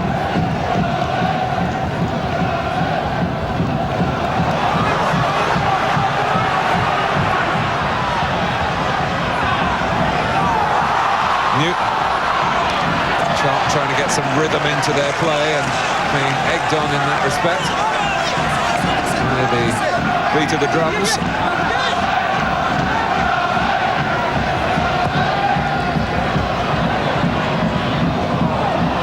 The last touch there, I think it was Lieber. Yeah. That's where the noise is coming from. One way to keep warm. Run out of steam. Maybe they're warm enough. Just a temporary break, I'm sure. As with all musicians.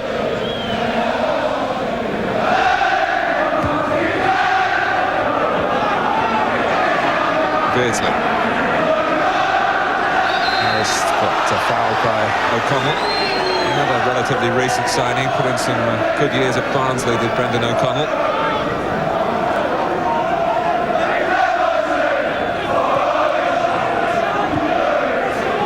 Beresford.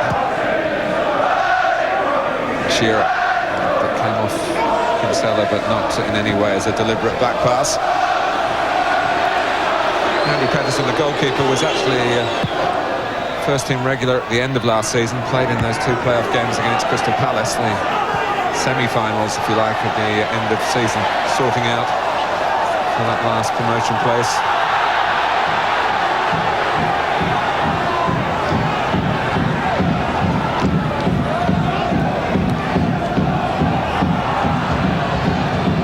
Caught though by Beardsley. Here's Clark. Charlton having to work at peak performance really to stay where they are in the game at 1-0 behind. Newcastle, as you would all sense, with the extra gears to move up into. At least that is the theory. Always turn out to be the practice in the FA Cup. Steve Watson has a throw off the chest of Beardsley. Clark, and the long leg belonged to Phil Chappell, and it was important that he met that fair and square. That was good defending. Near post is always an area to attract centre-backs, defenders like that. It's important he was there. Shearer's right behind him if he doesn't clear it. And that was gaping. If he made a bad contact, he would have slid into his own goal. Almost an hour gone. 1-0 to Newcastle at the Valley. Beardsley. Charlton defend well. Watson.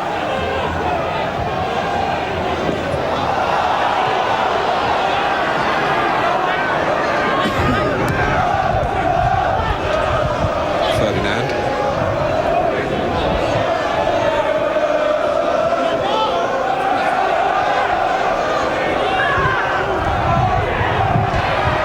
Two signs that the home side are really feeling the pace of a match against opponents of this calibre. But Alan Kirby hasn't got too many options from the bench.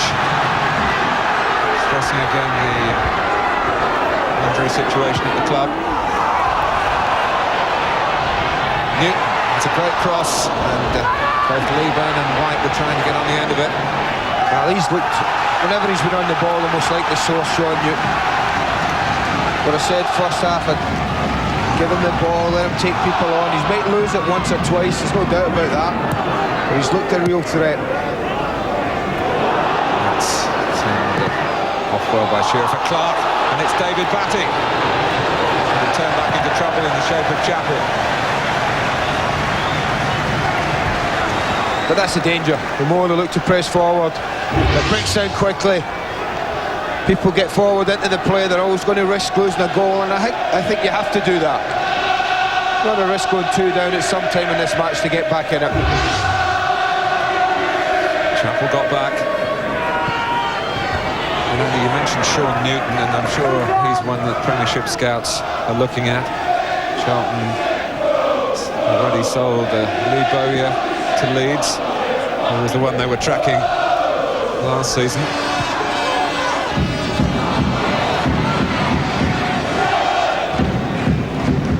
Lee.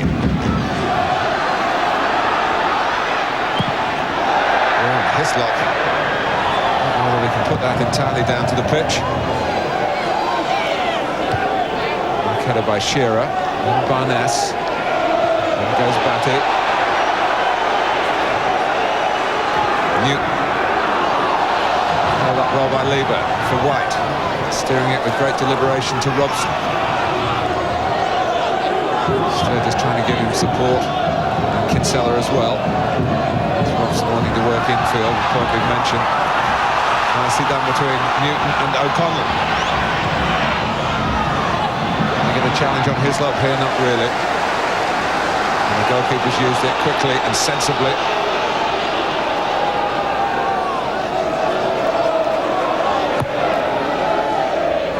Haven't really suggested in the second half that they are going to get a goal back, but they're still very much within range. No, it's been comfortable for Newcastle up to now. Opening 15-17 minutes of this half. No real dramas at the back at all.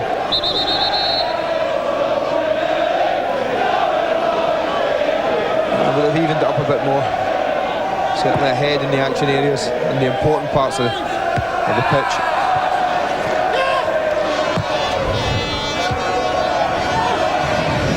White.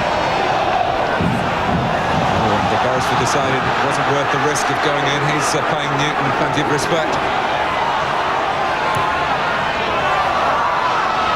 And seen off by Albert.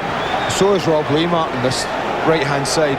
We all talked about the influence he had in the game in the first half, but he spent most of the second half doing what he's doing now. Coming back, covering John Beresford, giving him a bit of help. And I think they know that the big worry, or the main threat, is going to come from this side.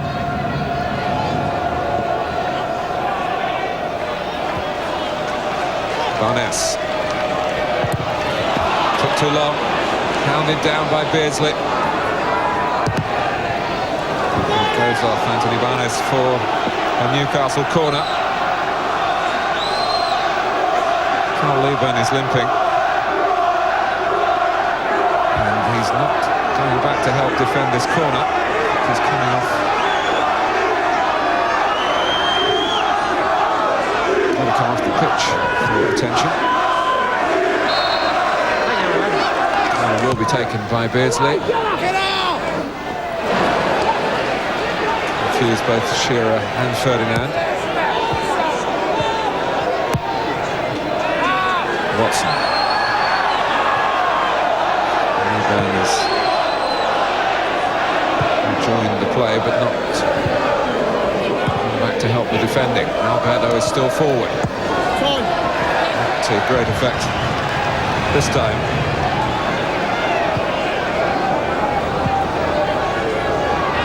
Covering by David Batty just to make sure there was not going to be a man light at the back, as Pedersen actually took his time before clearing.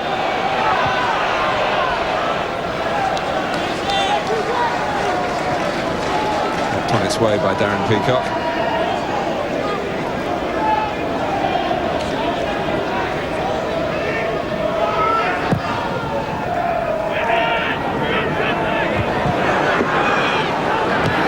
Charlton bench, Keith Jones, an experienced midfield player who started at Chelsea, had at Brentford and Southend, but isn't 100% match fit. And then two youngsters, Dean Chandler and 18-year-old Kevin Lisby. We might see him.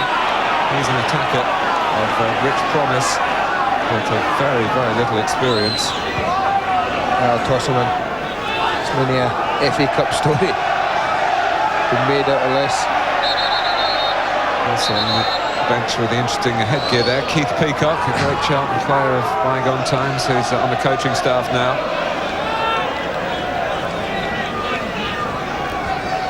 There he is. And of course the hat has the name that's on his heart as well, at Charlton Football Club.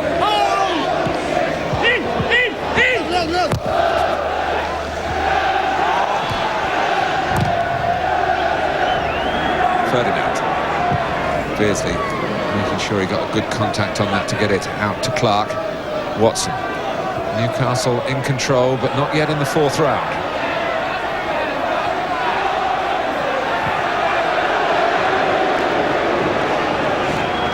But Charlton finding it hard at the moment to get any meaningful possession. Rufus doing well in the battle against Ferdinand. Now, Lieber getting between Watson and Peacock for Robson. Lieber might get to this one, not quite.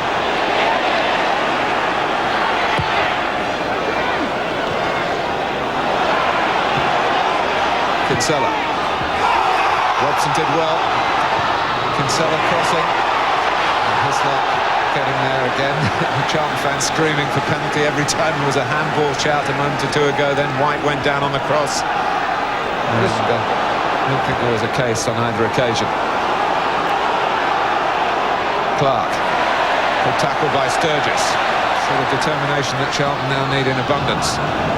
But it's little moments like we've just seen, Martin, that give them some encouragement. You know, that although they're comfortable, Newcastle, and they've looked very comfortable for the majority of this half, just every now and again, when they get the ball in their attacking third, Charlton, it just seems that they're missing. The last pass has been the missing one. I think that's the story for Charlton, not just in the FA Cup. They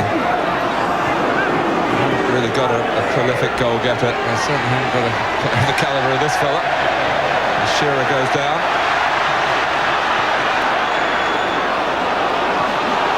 Robson.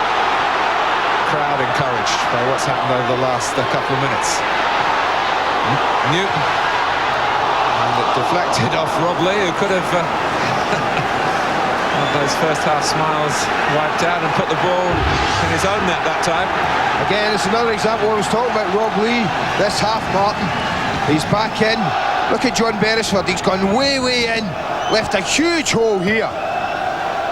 But Rob Lee once again was alive to the situation, got himself back in, showing that he's not just capable of doing the forward runs, but very willing at going back towards his own goal.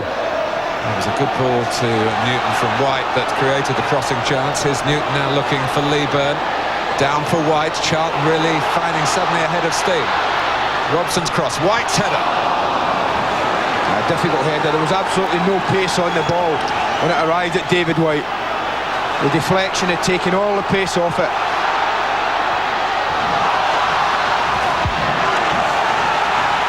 Well, there's been a real surge through Charlton Athletic. Newcastle recognising that, I'm sure.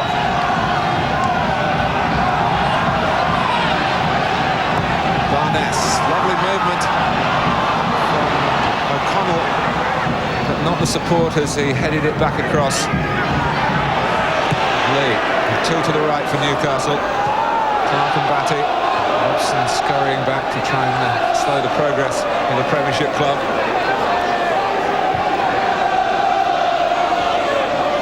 Lee. Coming to the last 20 minutes. Rob Lee's goal against Charlton. The difference between the two sides. He's in again. Terrific turn. Well, both centre half between them, they got it just about right. And he's trying to write his own personal fairy story here.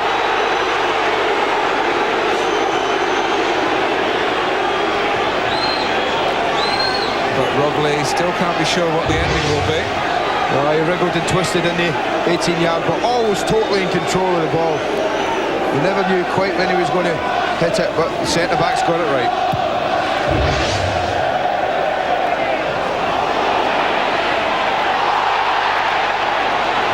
Doing there for Charlton.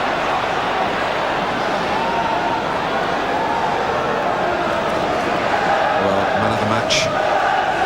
0891 11 01.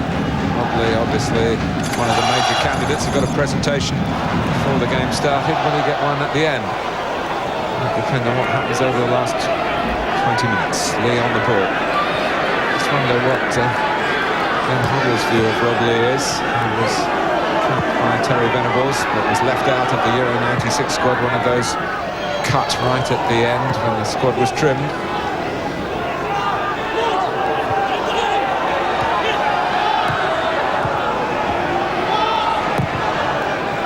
Ferdinand, his own career is still going strong, and he joins Shearer in the centre. Lee's in there as well. Comes for Shearer. Really the combination that produced the only goal of the game as he looked for Lee.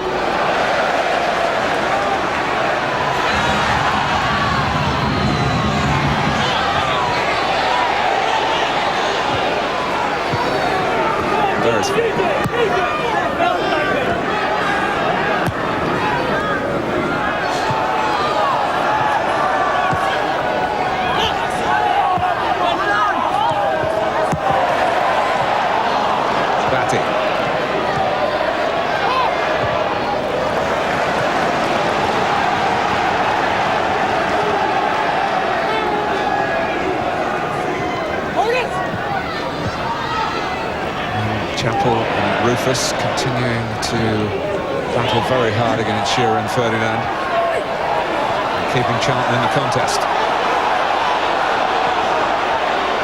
Robson, who scored an equaliser here on New Year's Day against Ipswich.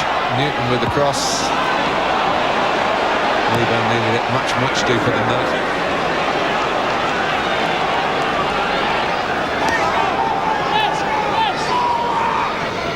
Ratty slowing the pace. And Peacock's ball beautifully delivered for Peter Beardsley. Pedersen pushes it out with enough power to stop Shearer following up initially. Shearer tries now, deflection, and Sturgis can't stop the corner. Direct route, and it nearly made sure of the cup tie for Newcastle United. Well, Darren Peacock just helps it over the top. Beardsley's onto it, steadies himself, not hurried. It's a super strike and an equally super save. That has kept his team in the match. Andy Pedersen, the Australian, at full stretch. And not just reaching it, but pushing it out with enough power to stop Shearer following up to score. Beardsley, great run, goalkeeper's there again. Ferdinand played it a bit short. O'Connell trying to run it out. Peacock blocking his path. Great play from Peter Beardsley from that corner. I was going to say it worked in the training ground, and they're probably the only club that could have done it, because he took charge of it. Just danced and twisted his way through.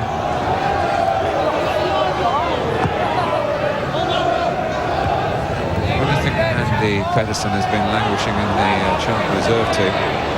It's done very well, but he might have more work to do here. Beresford's cross. Shearer trying to get there. Did, but could only divert it towards Pedersen.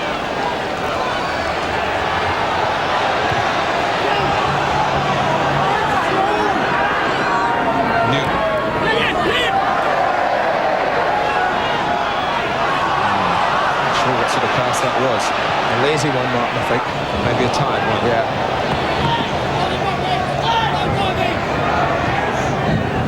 Batting. Giving shape to Newcastle's play again. Beardsley always does that, but the pass was over-ambitious in his standards. Eburn is moving freely now on the back pass. Well. You're supposed to play it to the side that the goalkeeper likes to kick, but you're also supposed to play it away from the goal. And if Hislop had slipped then, we've heard about that penalty area getting more slippery. It would have been great embarrassment. Lee. Possession from Newcastle again. Thrust to go with it. Charlton with a scarcer supply of the ball. With the greater incentive, still a goal down.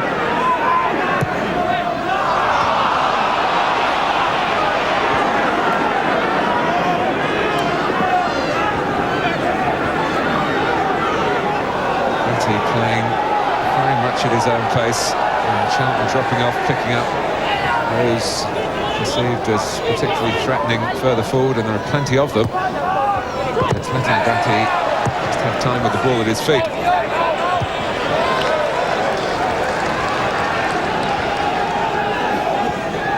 That's no great surprise, Andy, is it? No, not at all.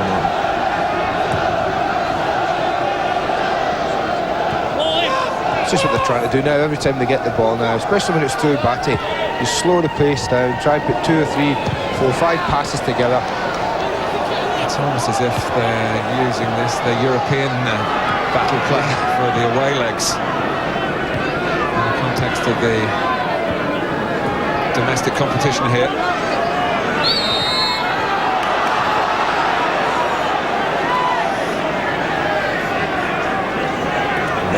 David Batty dominating.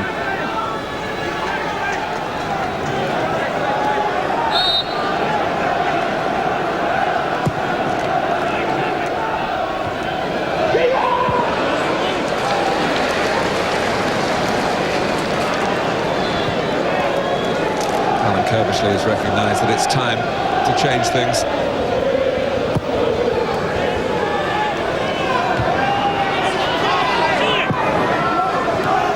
In the FA Cup, just to remind you, 3 substitutes committed, but only 3 named.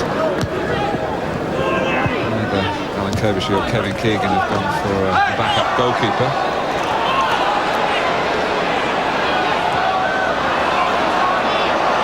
Kinsella, he can shoot from long range, he can! He's pulled a real rabbit out of the hat for Charlton Athletic. It's been a feature of his play since he was signed at the start of the season. He hasn't really got within range in this cup tie, but he did then, and he caught his lob out. Well, he doesn't really get closed down quick enough from the back. I don't know whether it took a bit of deflection. If it didn't, I think the goalkeeper should save this. Neither Peacock nor anyone goes out to meet him. I think he should save it, the goalkeeper. He does hit it really well. He sees it all the way, Shaka Hislop. I think he should push that wide. Well, joy at last. Maybe the thoughts about substitutions put on hold for Alan Kirbishley. What you always say about a football match at 1-0. You might be controlling it, passing the ball about, dominating possession. You haven't won the game at 1-0. This might just be a very interesting last 10 minutes. Well, a real cracker for Charlton. Here's Lee. Cleared with the venom with which he struck the shot by Kinsella.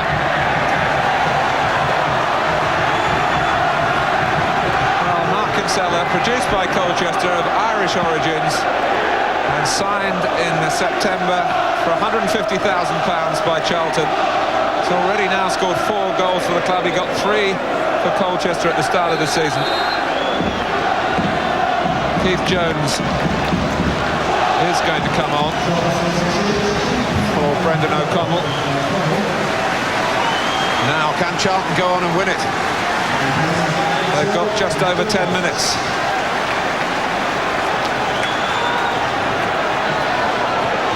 Well, I think you've got to have a go, Mark. This is the chance. It is. You've got to have a go. You've got to risk losing it. In goes White. Suddenly it's all nerves for Newcastle. Let's hear from Alan Kirbishley, who's with Nick Collins. Alan, just a very quick word. Do you settle for what you got, or do you try and win it from here? No, we're going to have a go still. We've got to get some more balls in that box. I think we deserve to get back in the game, and we're going to go for it. All right, thank you.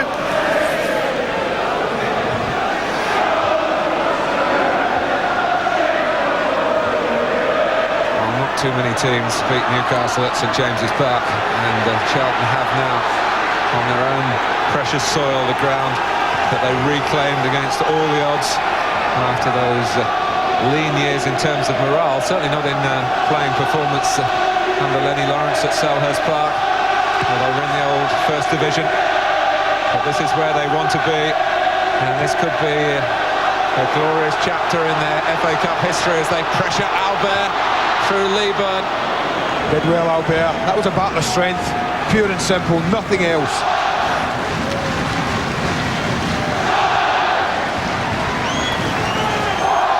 Ferdinand. Can Newcastle get going again? They've been soft-pedalling it a bit. Rufus with a header. Lee.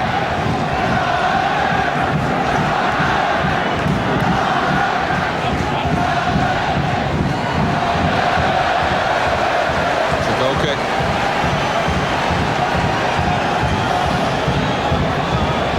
Might be revising your thoughts on man of the match.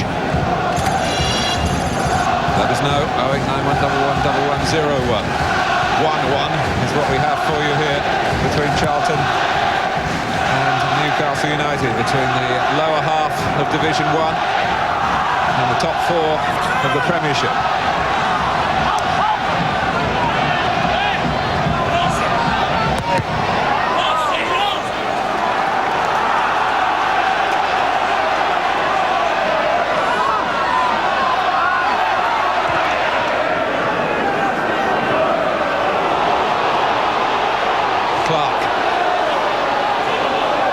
Newcastle showing more urgency now.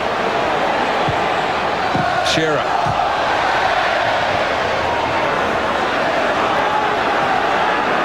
There's Batty. Had a look to Beresford. And there's where he is. Watson.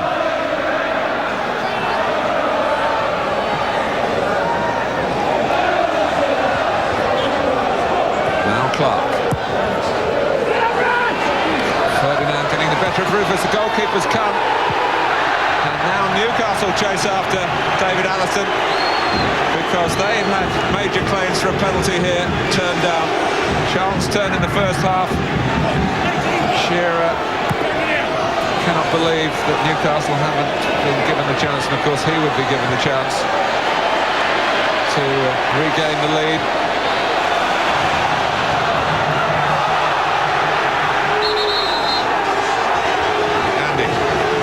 Look at that, I'll tell you, that was a decision for the referee to make. So again, it's from a cross that they don't deal with. Ferdinand wins it and Shearer's on it. Comes across the goalkeeper there. The goalkeeper's right leg does go out. It's hard to see from there. Look at the referee again. He again is in an excellent position to see this. Does he catch him? No, he doesn't. Good decision from the referee. David Allison now points for a corner. 6 minutes to go. Could they emulate Newcastle and nick one after a controversial incident? Although you have to say, in that second angle, seemed to suggest that wasn't so controversial. No.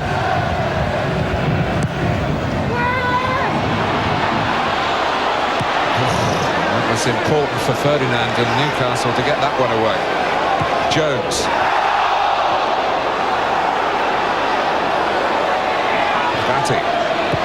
He's not looking flustered, but one or two other Newcastle players are. That's just a hammered forward to clear the lines from Steve Watson.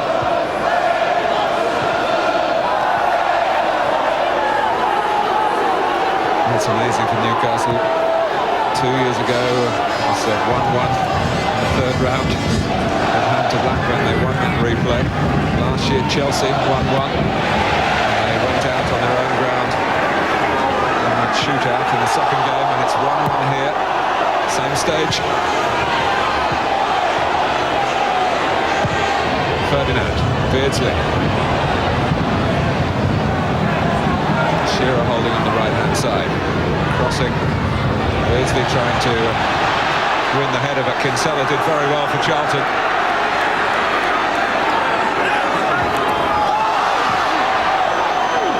Kinsella spent most of the first half trying to chase Rob Lee, and the control that Newcastle had for periods in midfield.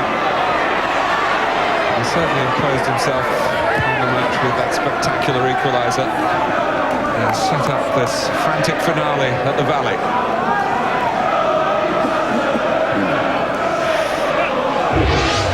This is what the FA Cup is all about. This is an important tackle, Martin. Because David Batty misses it for about the first time in the match, and the gap opens, and when no one presses him, to be fair, he does it shut the challenge, he hits that, goalkeeper gets a good look at it, he doesn't care, turns round just to make sure it's in. And the movement on the ball seems to be imparted totally by Kinsella's boot, and there's no sign of any other touch along the way. But even so, first reaction, surprised that it went past Hislop. I was, man. It was a good height for Shaka Hislop. I thought he'd just stretch over, push it wide of the post, or push it out. I think he'll be disappointed when he sees it again.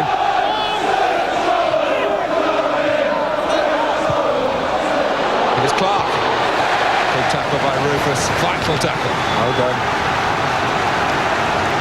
Even though they're looking for a victory, it's important that your two centre-backs at this moment in time, Rufus and Chappell, are alert and bright, disciplined. Defending is what they must think about.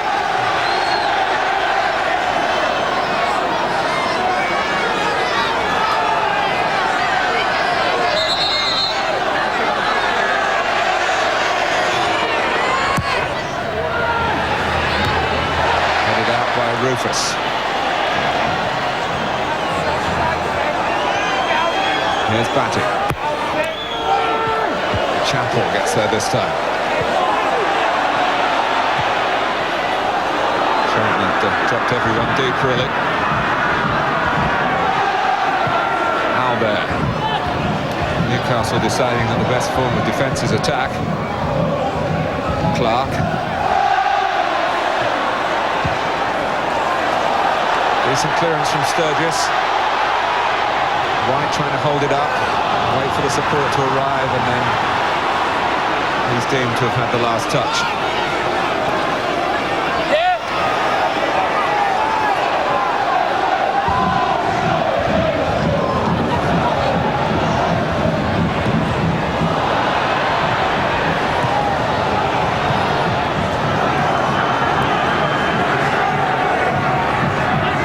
Beresford.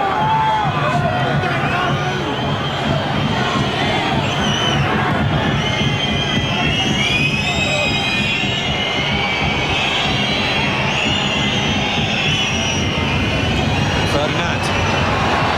It's wide. Worked the position well. Had to use his body initially. It's a lovely ball fade in from back. He used his strength. Turned away really well. Just a little bit unfortunate, he choked the shot a little. Oh, Rob Lee would have loved that to go in, because he will miss the replay if it is to be a replay. With a suspension.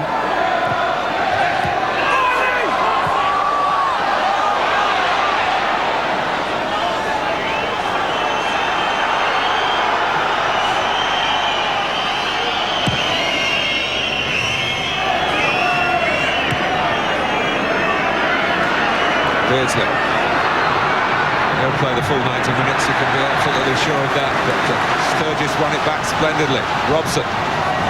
Jones. Not quite sure of where to go from there, Charlton. Front two didn't help him, Mark. Neither of them. Neither White and Leeburn made the forward run that really Jones needed. He was going up a cul-de-sac. Both front men actually came past him, came deeper than him. As they took defenders right in at him, and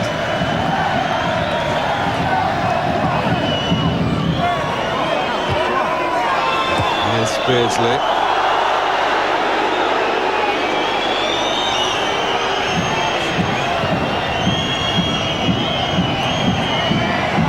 Shearer. Well, you're just wondering, wouldn't it be like him to win it for Newcastle with almost the final kick of the game? He's still got an opportunity from the corner that he's forced. It's lucky that the ball dropped behind him into his own path. Beardsley will take the corner. Even Ferdinand's powers of rising not equal to that.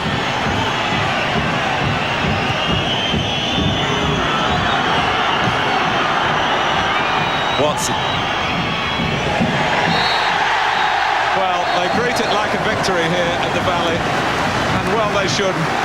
Kevin Keegan at least goes home still in the FA Cup, but he'll be congratulating Alan Kirbishley. Rob Lee played his part on his big day by giving Newcastle the lead, but Mark Kinsella, 12 minutes from time, earned the replay for this under-strength Charlton team. They must have feared the worst when they conceded the first goal, particularly as there was an element of luck about it for Lee. They were straining to manufacture chances in the second half, and this really wasn't a chance. It was a bolt from the blue, and it's kept Charlton in the competition. They held Liverpool here in the League Cup and got a bit of a thumping at Anfield in the replay earlier this season.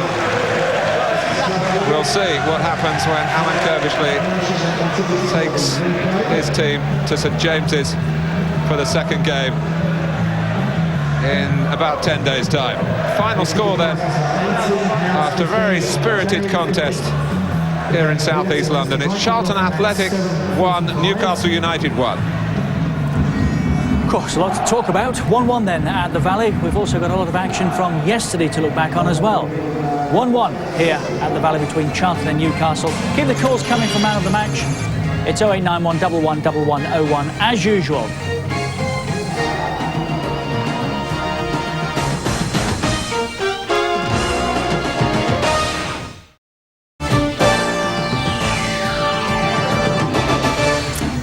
So 1-1 at the Valley. Elsewhere today in the FA Cup third round, Everton 2, Swindon 0 is a latest score. A goal for Andrei Kanchelskis after 2 minutes from the penalty spot. Ian Culverhouse sent off in the first minute for handball, which obviously led to the penalty. Nicky Barmby has since got the second, and it's a final score now. Wickham 0, Bradford 2, John Dreyer with both those goals for Bradford, so they're through. Here at the Valley, they'll have to go at it again. Charlton Athletic 1, Newcastle United 1. 6 attempts Charlton, on target with 3, and they scored with 1 of those. 17 Newcastle, hit the target with 7. Only one booking, Les Ferdinand, just before half-time. Newcastle had the better of the action areas first half, not by much though. Certainly had the better of the possession over the 90 minutes. Well, they did second half as well, but only just. And a 15,000 sellout, so it's been a great day for Charlton all round. Now they're man of the match. On his first half performance, you'd think Rob Lee would be a contender. David Batty again, 22% of the vote. Lee, 37%, that must win it surely. Kinsella, the Charlton scorer, 14%, 27% the rest. OK, let's join the scorers. They're with Nick Collins. Well, Mark, congratulations. Was that equaliser, do you think, just reward for a battling second-half display? Yeah, for the second half, I think it was. We battled hard, but the first half, we gave them a lot of respect. And they could have gone in 2 or 3 up, to be fair, but we hung in there, and I think we got what we deserved. Rob, until that equaliser, it looked like being the perfect homecoming for you, didn't it? Yeah, it would have been, but as Mark says, Charlton's second half played very well. I mean, first half, really, we had 4 or 5 good chances, and we should have buried them. But second half, to be fair to them, they deserved the draw, and they played very well. Would you have settled for a draw beforehand? Well, I mean, as long as you're in the hat for the next round, I mean, we can take them back now to St James's Park, and we've got another tough tie, but hopefully with a home advantage, we should. You got a terrific reception when you ran out here this afternoon. You must have been delighted with that. Yeah, I mean, as I said before, I mean, I was here 9 years, and I got great deal of respect for the club, and it was just great. The fans were great for me, and I'm just very pleased that the Valley's all up and running, and Charlton are a very good side now. Mark, do you feel you've still got a chance, even though you've now obviously lost home advantage? Yeah, it's going to be an uphill struggle now with full house at St James's, but the lads will do well. They'll go there and enjoy themselves and hopefully pull it off. All right, well done on your equaliser. One last task. The Littlewood's man of the match is Rob Lee. Mark, perhaps you present it to him. Well played, well done. Rob. Yeah, well done, Rob Lee. Also Charlton and Newcastle. Very enjoyable. What did you make of it, Lenny? Robert summed it up there. I think they had by far the better of the first half, Newcastle. But Charlton came back quite well in the second half. Didn't look as if they were going to score, and all of a sudden Kinsella's pulled that one out of the blue. Which was going to take something like that. Yeah, it was. Yeah, they it didn't seem as if, as I say, as if they were going to snatch a goal. But great strike. Keeper maybe a little bit disappointed with himself. He didn't save it. But I think it's a fair result over the 90 minutes. What did you make of Newcastle across the 90 minutes? First half, they controlled the game through, especially Robert, as I mentioned, at half-time, and really they could have put the game beyond doubt, just before half-time, really. They just seemed a bit subdued in the second half, They seemed content to sit on their lead, I know that like them, isn't it? Yeah, I mean, Pettersson still had to make a couple of very good saves, one from Peter Beardsley in particular, but they just didn't seem to, to want to go forward and get that second goal, which was a strange thing, really. Maybe it was my imagination. And they let Charlton back in the game a little bit, and they just needed that little bit of fortune or a little bit of magic for the equalising goal, and it came in the end.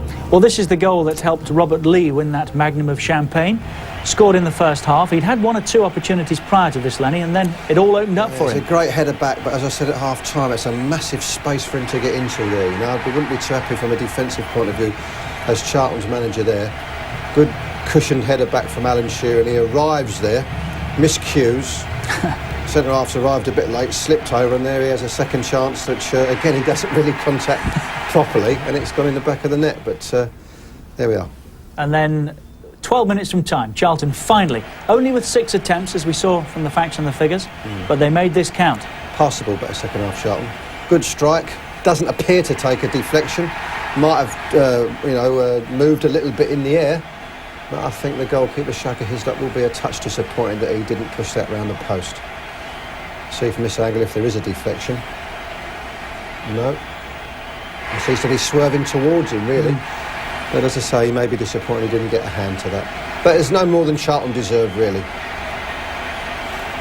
Just interested to see what happens to it, because Andy felt that Shaka Hislop should have got to it.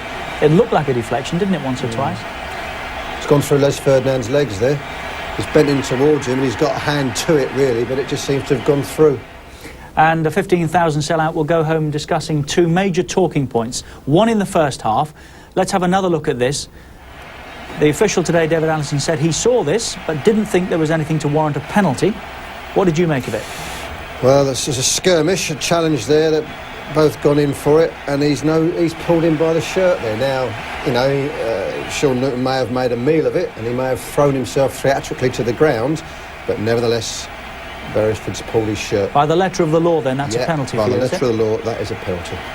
Which wasn't given, of course, we must add that. Newcastle, Alan Shearer in particular, felt second half that he was hard done by. Did you agree with him? No. Good far pass. His bounce come off his Ferdinand's shoulder there. Pettersson's come out, but I don't think there's any contact there, and I think, to put it politely, Alan Shearer's momentum has taken him on, you know, has taken him forward there. And that's a nice way of putting that. But you think he anticipated a challenge, do you? Well, I think that there may have been some contact, but looking at it from that angle, I don't think it warranted a penalty. But should also mention, by the way, we spoke to those Charlton supporters before the game who said they would shut the door on Shearer today. They were right, weren't they? Yep. They kept him reasonably quiet. Had a couple of shots, but they did keep him reasonably quiet, to be fair. All right, let's hear from Alan Kirbishley, who should be a very happy man. He's waiting to talk to us with Nick Collins. Well, Alan, did you feel that was a fair result, all things considered? Well, obviously, from where I'm sitting, I thought we'd done enough to get a draw. I think after we equalised, I think Newcastle came more into it the last 5-10 minutes. A little bit of panic set in, I think, and they had one or two near misses. But overall, I think over the 90 minutes, I think, yes, we did deserve it. Given that you're obviously missing a few players, will you go in good heart for the replay, even though you've lost home advantage? Well, I'll tell you what it's done. We came into today's game with at least 7 people that I could have used. And perhaps I might have used 4 of them, but at least 7 first-team players missing. And I've wanted a performance like that so that when the people do get fit, I've got a few people knocking on my door. At the moment, I've got no one knocking on my door moaning that they're not inside. And that sort of performance has given me heart that I've got a little bit of competition there, because the boys that came in done excellent. Now, you've caused an upset or two before, of course, in the Cup a couple of years ago at Blackburn. Do you feel you could do it again at Newcastle? Why not? I think, as you say, I think Alan Shearer and Batty were in the side then when we played Blackburn, and we went up there and got a result. It's not beyond the realms of possibility, is it? I think the FA Cup third round, there's lots of shocks in there. But obviously it's going to be a tough game, but it's a long way off for us. I've got a couple of league games in between that, and we've really, as a football club, we've got to push ourselves up that league. I think we're in a false position, but results determine where you are, and we've got to get a couple more league results, and we worry about Newcastle then. All right, Alan, well done. Thank you very much. Thank you. Fighting talk, though. Do they go up there with a chance? I think so. They've got quite a good cup pedigree, and they, as you say, they did well against Blackburn. They acquitted themselves very well against Liverpool last year as well, and against Manchester United 2 or 3 years ago. I think that was a quarter-final game. Remember when Schmeichel came flying out and there was a big to-do about whether that was a foul or not? So they've got some experience, and the players will have been through this scenario before. But I have to say that, as I said at the start of the programme, I fancied a draw today, but I think Newcastle will go through at St James's Park. Maybe not the result that he wanted, but he was a scorer on his return. He was also voted man of the match. Rob Lee, who you brought here many years ago now, what did you make of his performance? He ran the show in the first half. Great attacking performance. He's had that header. He's scored a goal. He's at the post just before half-time. You know, they didn't quite know what to do with him, did they? No, I think they were 3 against 2. They were 1 down in midfield, you know, and as I say, he ran right. Nearly put one in his own net there. Could have been a disaster, couldn't it? In the second half, he was much quieter, but he did some sterling defensive work. There's another chance that I'd forgotten about. That's 4 attempts on the goal in the first half alone. But with a little more responsibility today to get out and create opportunities like that? Yeah, I think so. I think they lined up with a narrow 3-man midfield, Newcastle, against Charlton's 2. And although Lee Clark drifted wide from time to time, I think that was a factor in the first half. There he goes again. That was a great touch. And a lovely set, wasn't it? Yeah. Skewed it off his boot. There's that strike just before half-time. That would have put the game probably beyond Charlton, but at the outside of the post. Did they get to grips with him rather more second half? I think they just attacked better, Charlton, and played past it better, and I think he had to do more defensively, which he did to good effect. There's another good run there, which was interrupted by a timely tackle from. But you've Phil seen Chappell. nothing to surprise you today. That's quality in your opinion. Yeah, Roy Keane apart, if Robert Lee's at his best, he's as good as any midfield player in England. And Kevin Keegan has decided that he doesn't want to talk to us today, so that is where we will take another break. Still plenty for us to talk about, mind you. A lot of action yesterday in the FA Cup, good deal more postponed, but what there was good quality, and we'll be back taking a look at some of the highlights in a moment or so.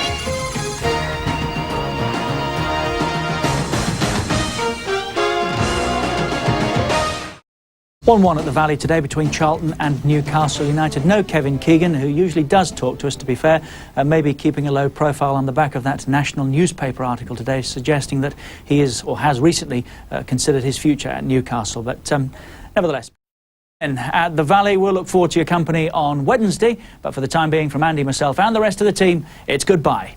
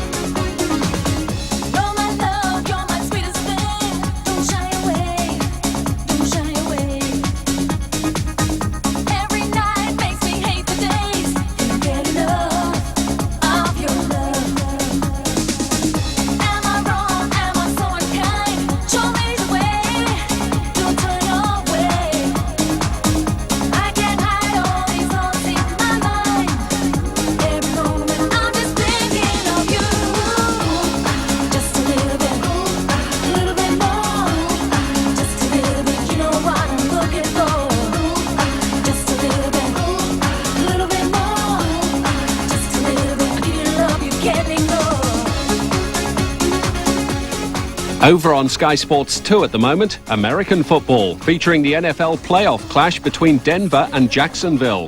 While next here on Sky Sports 1, the Asian Golf Show.